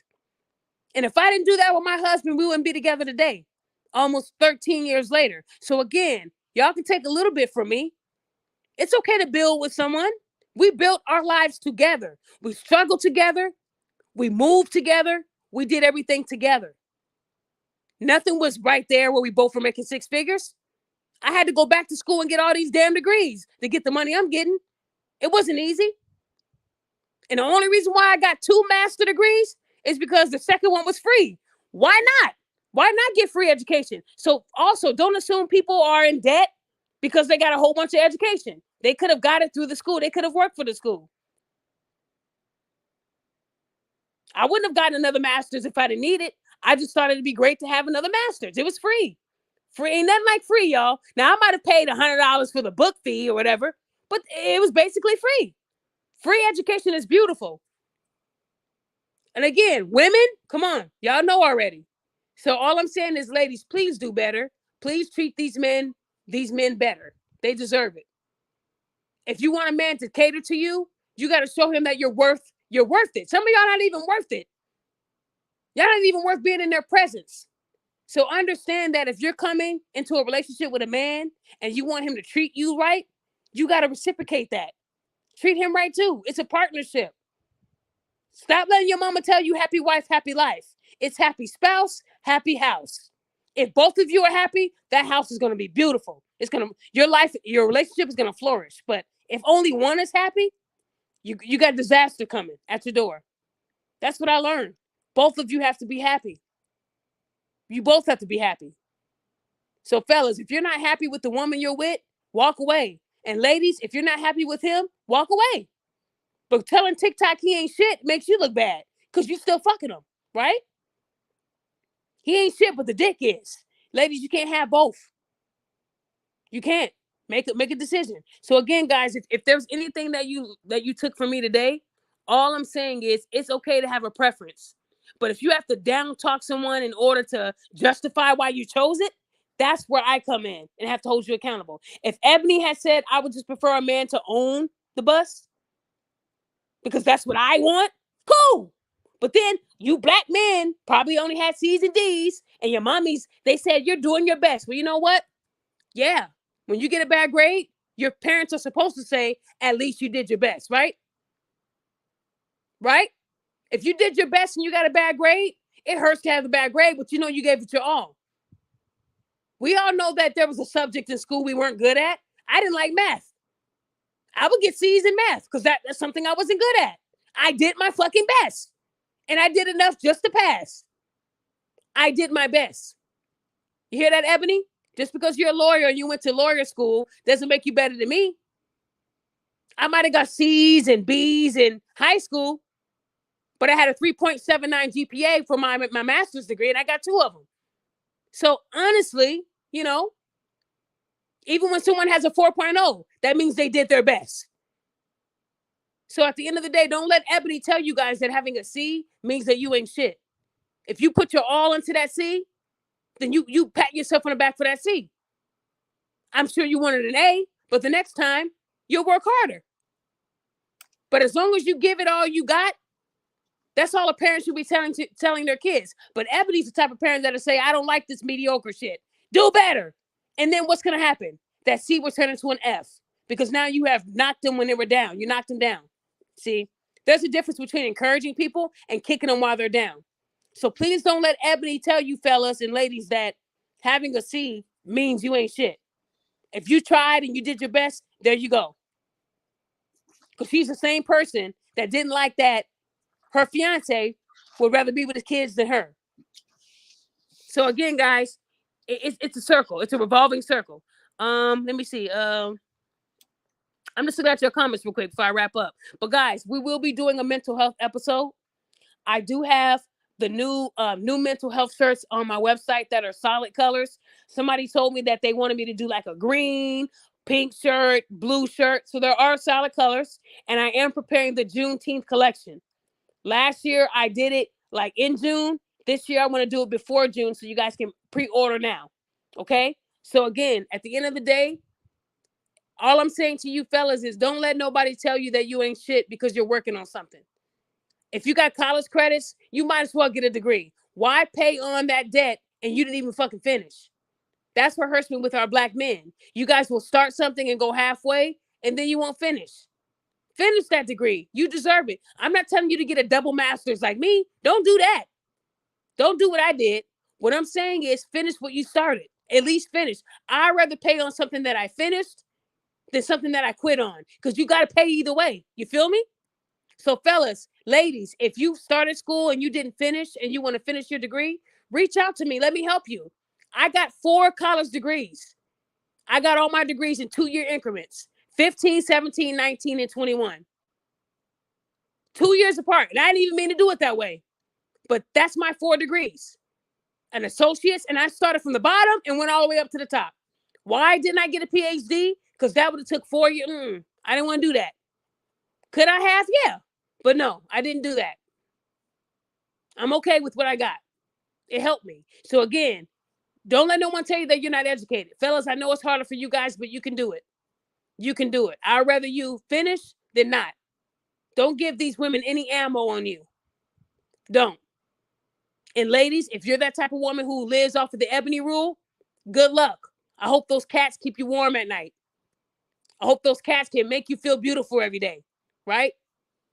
That's all I can say about that. She should be a family law lawyer and start advocating. You know what, Phil Knight? No. Ebony would never advocate for black men. Ebony is like Malika Andrews. I think they come from the same cloth. They're the type of women that will down talk black men because they have a white man. That's just the world they live in. Right? That's what they do. Because if black men talked about black women with white wives, they wouldn't have their jobs. They wouldn't be in, they would be fired. But women can get away with talking about black men on ESPN and still keep their job. You shouldn't have been cheating. You were dating Nia Long. Nia Long was engaged but not married. So she was a girlfriend. But the woman that Udoka was cheating with, that white woman was married. There is a difference. Fornication, adultery. There is a difference. So all I'm saying is women do get favor. We do get favor. And no one's going to talk about that. No one will. Because at the end of the day, if you say that women get more, pats on the back, they're going to call you a pick-me, right? That's okay. But one thing I want you to know, fellas, is that there's nothing wrong with working on yourself. Having a 5-year goal. It's okay. If a woman cares about you, she'll be on that train with you until it gets to that final stop. If she's one of those little money hungry, wig wearing with the baby hair type of bitches, you might have to drop them off at the next station, man. Real talk. Some of these women don't deserve to go with you from point A to point B. They don't. You don't have to settle. See, women call it settling when it involves working on something because they don't want to work. Their mothers told them that everything should be handed to them right there brand new. No work involved. I mean, even before you have a kid, you go through 9 months, don't you? Some 10 months, right? I'm sure you would love it if you could just get pregnant and bam, the baby comes out the next day. But y'all got to go through 9 to 10 months, right? Then you got to go through pain. Everything has a process. So how come you can't bear with a man for a year or so until he hits his goal? But you can carry a bastard baby from a man that's doing time in prison. I can't make this up, y'all. I can't make this up. They'll save money 6 months in advance to go see a rapper or their favorite singer, right? They'll build up and save and put their hair and nails on hold, but they won't do that for a man. That's the difference. So fellas, know the difference between a woman looking for love and a woman looking for help. And if any woman thinks that what Derek Jackson said was true, men do not come broken in majority of these relationships. It's us women who are broken. Men have a great way of hiding all their emotions. And then when you finally do therapy, you're finding out shit he didn't tell you and y'all been together 10 years. That means you didn't do a good job with communication. If you don't know everything about the person in your life, you're not good at communication. That's how it is. You're not trying enough. Try hard like you do when you're looking for a nail tech when one of them canceled on you. Y'all women know how to find a new one, don't you? Because it's something you want to do. But when I tell you to check on your men, well, I did, and he said he's okay. The fuck out of here. He's not okay. They're not okay. Try hard. Go hard like y'all do when y'all create these groups saying Daphne must go. Put that energy into your men and you would have a beautiful relationship. Ladies, if you actually put the effort into loving your man, you'll see a whole new man. I'm being honest with you. Some men just want you to dig deeper. How was work? It was okay. Okay. Back to Real Housewives of Atlanta. That's how y'all do it. Oh, my back hurts. You want some Advil? Why don't you get off your lazy ass, put your wig in a bun, and give him a massage? He said his back hurts. Like, ladies, come on. Come on. Man, my head is hurting. I had a long day. Here, you sit down on the couch. Let me get you some stuff. Let me get you a little care package. Cater to your man. They do it for you. That's all I'm saying. If you cannot help your man when he needs you, then what the fuck are you there for? Go. That's all I'm saying. We have to do better on both sides, but it starts with us women. We have to be there for our men a lot better than what you're doing. Stop allowing these housewives who are not really wives. How the fuck you on a show that's called Housewives and you're not even married? I can't make this up. Fiance don't make you a wife yet. That means pending verification. You're not there yet. You're not approved yet. You're in the waiting stages. Women think when they get engaged, they're automatically a wife. No, you're not. If he was to get injured, you don't get to decide if you pull a plug. His family does. You are not shit yet. You ain't shit until your name is changed to his last name, until it's legal right there on the document. Until then, you're his girlfriend, honey. That's what you are. So don't think a man's going to put his kids and his family over his girlfriend. That's not going to happen. You don't do that for girlfriends. You do that for your wife. Know the difference, ladies. That's all I'm saying. So, guys, all I'm saying is, I want to thank you guys for attending this show. I wasn't gonna do one, but I'm glad I finally did one. There will be more shows. We are gonna do one this week called Trauma. And I might even have a special guest. He's a really popular tattoo artist.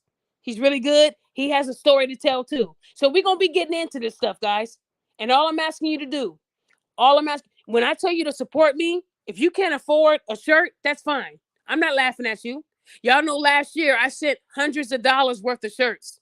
I spent a lot of money last year making custom shirts for people who lost their kids, who lost their spouse, a special coffee mug for they family. I sent out a lot of stuff and I ate the shipping costs. I spent a lot of money last year for people. And what's sad is half those people didn't even take a picture of the things I made for them to say thank you. That's support. That's free support. A lot of people are so entitled, they don't even say thank you. I notated it. It's cool. But when someone does something for you from their heart, you have to at least say thank you, right? People don't say shit. So all I'm saying is you got a lot of entitled people in this world. And when I tell people to support me, if you can't afford a shirt, that's fine. But you mean to tell me you can't share it? That costs $0. That's all. How am I supposed to really be big enough to advocate for y'all if you're not helping me be big? Do I need to do some fake pranks? A fake scenario?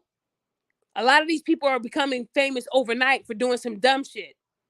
You're telling me that a woman whipping out her breasts and letting her 2-year-old hang on it while she's walking in the grocery store gets 48 million views over me holding someone accountable that tried to get someone fired or someone that's trying to take away someone's job? I mean, I'm just saying, guys, look at what's going viral. Look at what's going viral. Titties over truth. That's all I'm saying. Sharing my page is free, right? We have to help each other.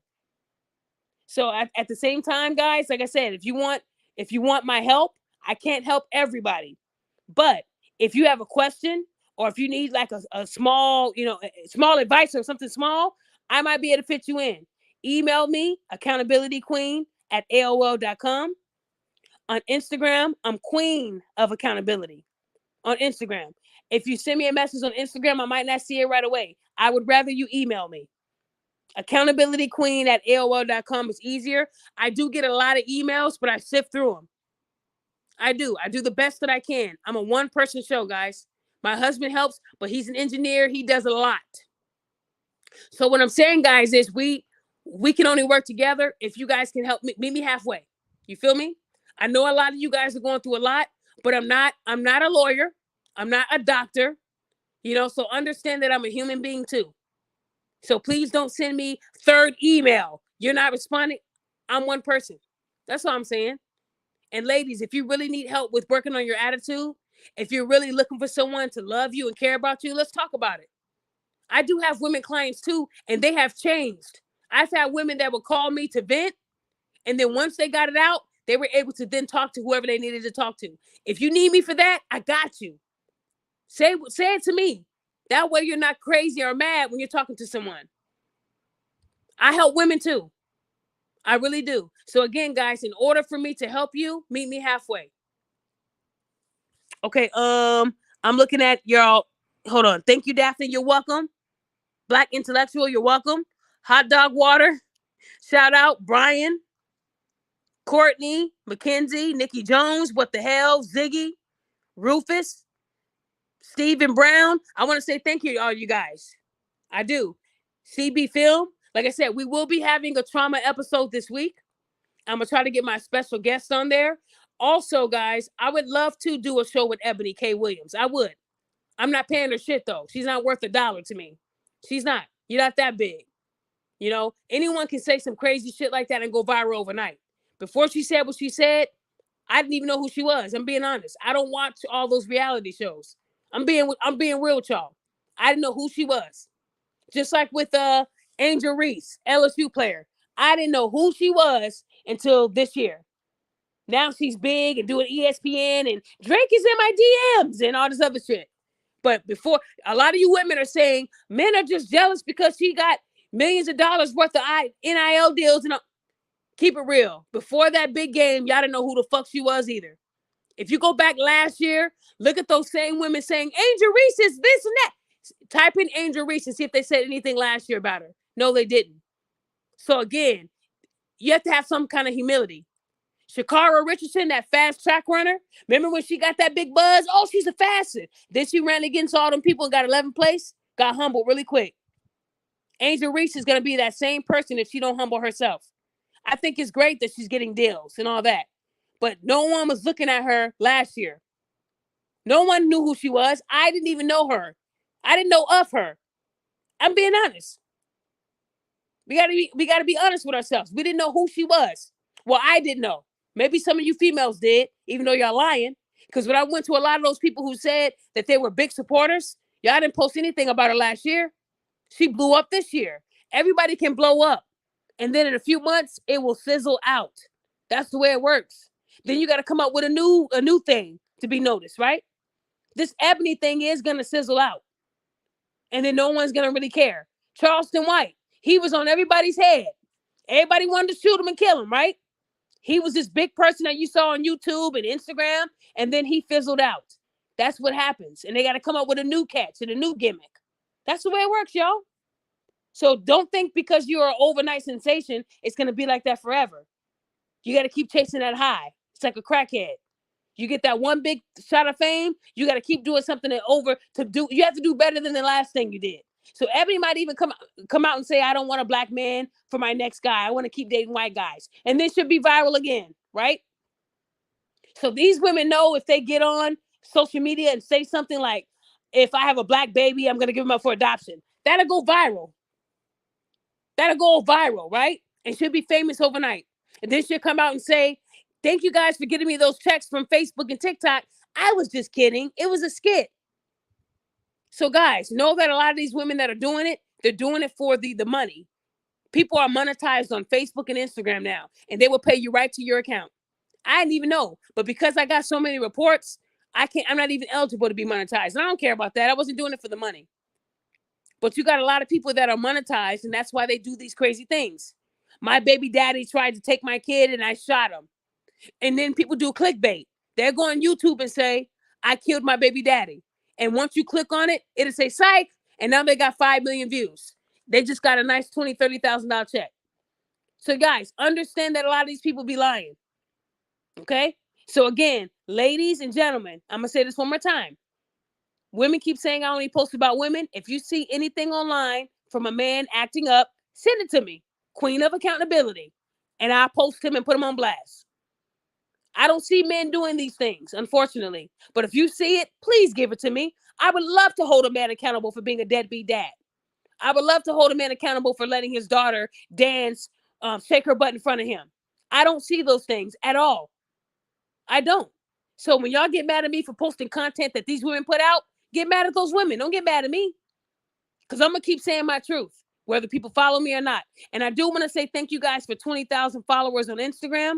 You know, August will make a year that I've really been using this Queen of Accountability page. Y'all know I lost my old page in like July 31st. I lost it. And in August, I started using Queen of Accountability. So 20,000 real followers to me means a lot. I'd rather have 20,000 real ones than 200,000 and only 10 of them are real. Because a lot of y'all be fronting.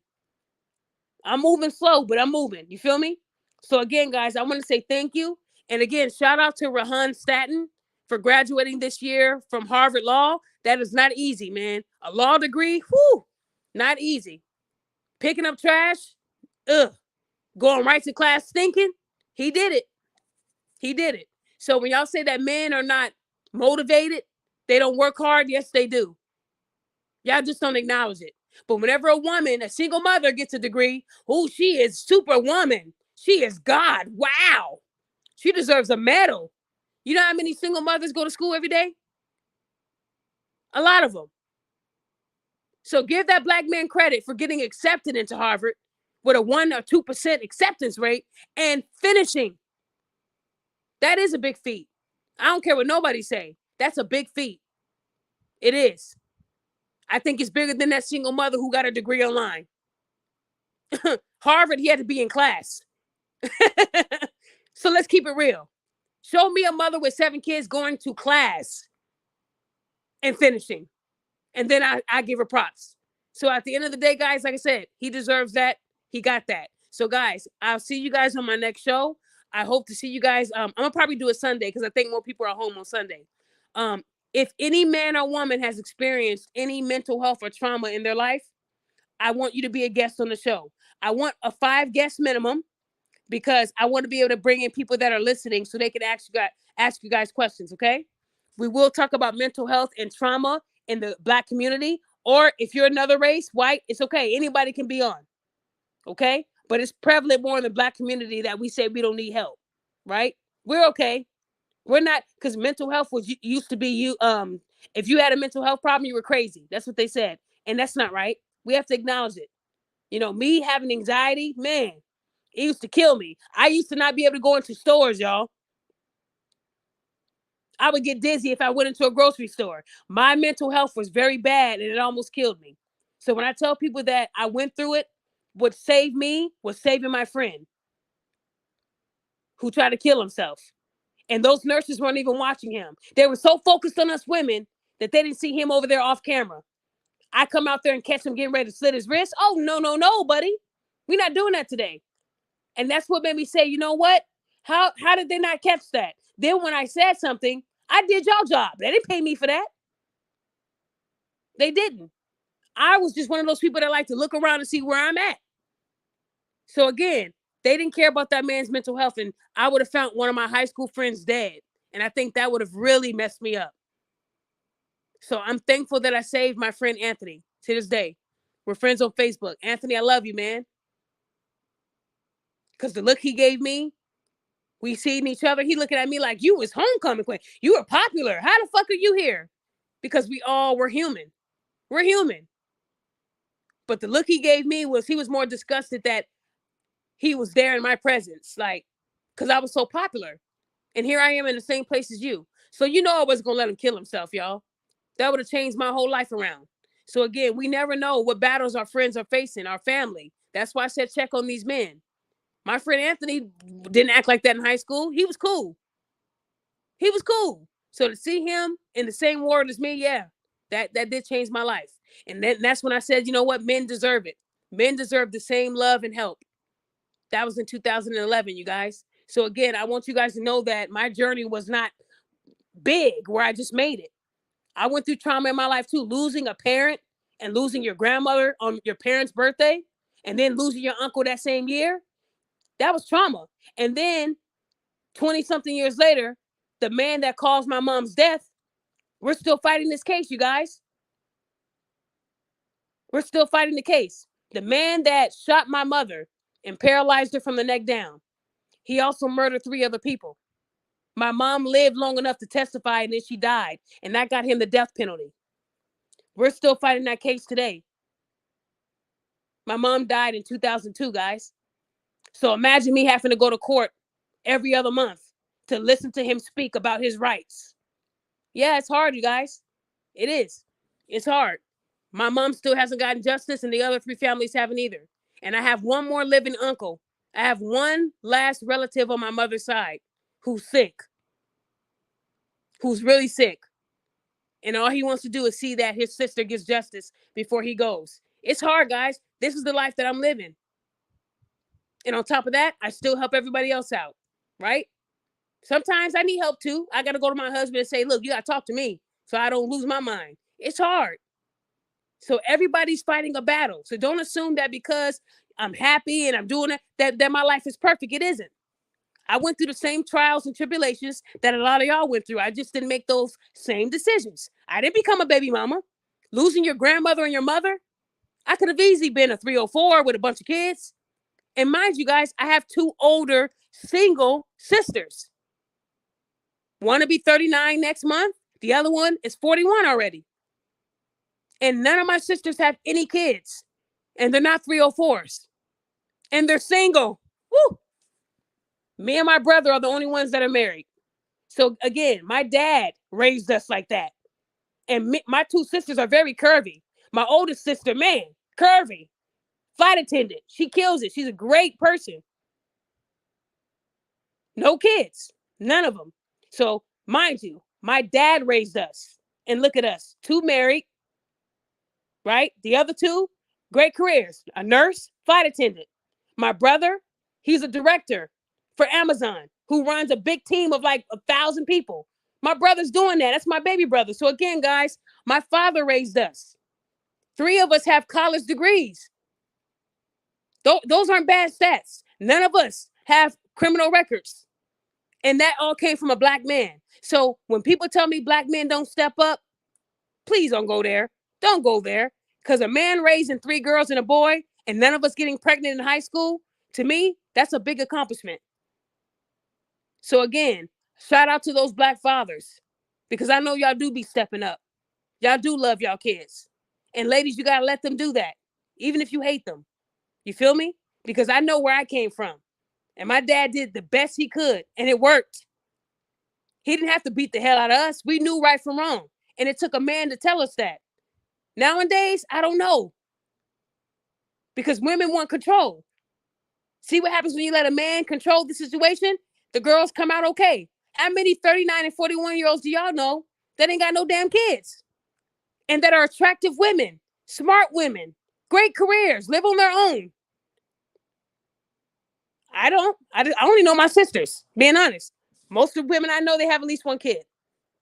So all I'm saying is, fathers, they can do it on their own too. They're not perfect, but they can do it. Like I told you, my dad used to go to them grocery stores with dark shades on, trying to look like somebody different to get them pads for us. But my dad did what he had to do.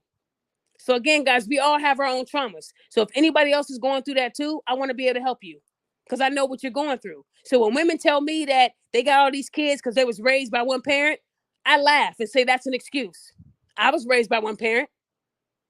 I didn't grow up in a big mansion. I sure didn't. I had to walk to school every day. Rain or shine. Because my dad worked 12 hours a day. He was too tired. So what I'm saying, guys, is I was giving my mother 13 different pills at 13 years old. I knew every pill like the back of my hand, not knowing that one could have killed her. I didn't know that at 13, but my mom trusted me like that. I would get on 2 buses to go see my grandmother so that my mother wouldn't stress out about her health. 2 buses. I was a child doing that. Going 2-hour ride to go see my grandmother to make sure so my mother wouldn't trip out. Then my mom dies and then my grandmother dies after her. So that's the life I had. So at the end of the day, guys, like I said, we all went through something in our lives, right? And dads don't get enough credit. My dad did a damn good job. And my dad also retired at the age of 51. I don't know many men that can retire that young. The retirement age for him would have been like 64. He retired at 51. Has a house, doing his thing, never remarried. And I don't blame him. Nobody could measure up to my mother. My mom was a tough person. I never saw her sweat. Even with her being paralyzed from the neck down, I never saw her sweat. She wasn't scared. I would have been terrified. I don't know what's going on. I can't feel nothing. My mother was very, very strong. So that's why when people say things about my mom, I do get upset and the gloves come off because she was a great woman. My mother was only 39 when she died. 39. She was still young herself. So again, guys, what I'm saying is it was a black man who killed everybody. He was black. And I don't hate him. I forgave him already. I just don't like to be in court 20 years later, still trying to fight this case. So guys, what I'm saying is everybody's going through their own trials. And all I'm saying is we have to build each other up. So ladies, please be less judgmental on these men. Give them credit for trying. When's the last time you told a man, I'm proud of you? Because you haven't fell off course. You've stayed right on course. A lot of you women don't give them enough credit. Well, they know already because I show. Well, you know what? You might show them, but it doesn't hurt to tell them, right? I'm proud of you. Just look at their face when you say it. You know what? You did this the other day. I forgot to tell you. Thank you for that. A lot of you women don't even say thank you anymore. You don't. And you don't say I'm sorry anymore. You'll say my bad, and I'm sorry are two different things. Men want to hear I'm sorry, right? So all I'm saying, guys, is please, if you're going to take anybody's advice, look at how they're living. Because if they're not following their own advice, that's a red flag. That's all I'm saying. Okay? So again, if anybody has went through any trauma, please email me. I need 5 people that are willing to tell their story. You don't have to use your government name, and you don't have to be on video. I respect that. I know a lot of people, I don't know who listens to what I say and do, but I wouldn't want that coming back on y'all. Okay? So if y'all want to tell me a little bit about your story, we'll talk about it. We'll do it on Sunday. Trauma. It's going to be called Trauma. Okay, so guys, again, thank you for giving me your time because I know the basketball game is on. I know a lot of y'all would rather be doing that, but I will be doing more shows. Bear with me. I'm going to try to get them in when I can. But other than that, I hope that, anybody that I offended, that means that I said some truth and that you need to work on yourself. If I pissed you off to the point where you're mad, then I did what I needed to do because you need to analyze yourself. Stop spending money and living poor and start saving. Not to be rich, but to be wealthy. There's a difference. Okay? So all I'm saying, you guys, is don't expect a man to have $1 million in his account when you meet him.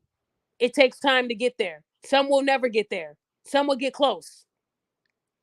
But 2 people together, you're closer than you are with one, right?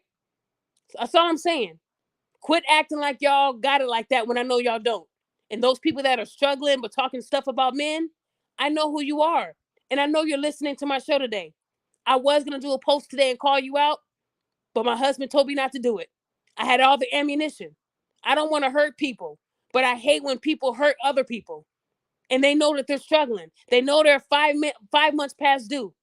That is crazy. I don't even hear about that. In Illinois, it's like after 2 months, they putting your ass out. So if you're struggling and you haven't paid your rent, please don't call people broke online. That's not a good look for you. It's not. Because you never know who knows what, the real truth.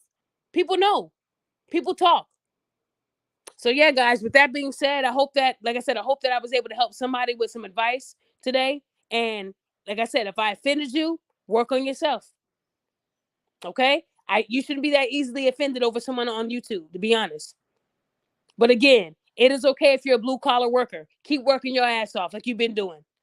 We appreciate you, right? Because we know that that's not your end goal. And we don't know if that's like your side job because you want to work. You got money in the bank, but you choose to work. You do got people like that in life. You ask them, why are you working when you got all this money? Because I just want to be able to do something. You got people that retire and then come out of retirement because they're bored. They want to do something. So please don't assume that because they drive a bus that they're broke. That could be a side hustle. Men do that all the time. That's not my main job. I run a business. I just do this because I like to get out and speak to people and get paid for it. Why not? So ladies, please, y'all are over here walking past all these Supermans because they're disguised as Clark Kent. So I'm just saying, y'all keep asking God to send them. He sent them and then y'all don't care. Y'all blow it because he works at McDonald's. And even though he works at McDonald's, a lot of people that owns the franchise, if someone calls out, they got to bring their asses down there. So just because you see a man working at McDonald's, you don't know the situation, right? You're just judging them because he got the hat on. But I've met people that own the Papa John's or own the McDonald's, and they're just filling in. Or some of them like to work to show their employees that, hey, I own the shit and I'm working, right? So looks can be deceiving, ladies. Y'all over here walking past all these millionaires and you don't even know it. Bill Gates was at McDonald's, right? Bill Gates was at McDonald's. Drove up to the McDonald's in that Honda, that busted ass Honda. Bill Gates, we talking about. How many women would have said, "Oh yeah, daddy, you look good"? They would have went right past Bill Gates, right? Not knowing that this man could have bought the whole block, bought the whole state if he wanted to. You feel me? So ladies, like I said, stop listening to Ebony. Ebony's messing y'all brains up. She messing you up. A lot of these men like to look cheap and look broke, but they're not. Just because they don't have 10 chains hanging out with gold teeth don't mean that they broke. Some men live comfortably. They wear their khakis and they wear the little, the little loafers. And they got all this money in the bank. Men like to have money. So I'm telling you, ladies, I'm trying to give y'all some jewels. If y'all don't want to listen to me, stay single with those stray cats. Okay? Bubbles and your little cats and your little fish. That's what you're going to have. That's all you're going to have. So I'm just saying, if you guys need relationship advice, I'd be more than happy to help you. I got you. If there's somebody that you're trying to holler at and you don't know how to approach them, talk to me. I can help you. I got you. Women don't like you're feeling in your stomach. Women don't like that type of shit, fellas. They don't want to hear that. And ladies, quit telling men what's in your bank account if you don't want them to ask you what's your credit score. Remember that. If you ask a question, they follow up with something a little bit more deeper, that's what you get, right? So again, guys, thank you guys so much for attending my show tonight. I will be back with you guys this week. Keep following me on Instagram, Queen of Accountability. I do have a lot of stuff I'm going to be posting, and we're going to go from there. Again, I just hope that somebody took some of my information and retained it. That's all. Even if it's just one person. Okay? Well, I'm trying to hook them up, man. I'm looking at your comments. His core. Oh, y'all been talking in the comments. Okay. Thank you, D. I'd rather help out the community. Yeah, I'd rather help out the community too, man. And I tell people I don't need a Facebook post. And I appreciate those people that ask me, hey, can I tell someone what you did for me? I don't like that type of recognition. I just say, hey, share my mental health website. I don't like recognition like that where people say, oh yeah, I want to tell the masses that you did this for me. You can, but it's not required. I would rather you share my business page. I would rather you take a picture in the shirt that I sent you for free, and then I could post it on my page. Oh, that makes me so happy to do that. I like that better than you telling your page that I did that for you. You feel me? So like I said, guys, keep your head up. And again, I hope that I helped somebody tonight. If you're that mad at me, that's your problem, not mine. I'll talk to you guys on the next show. Good night.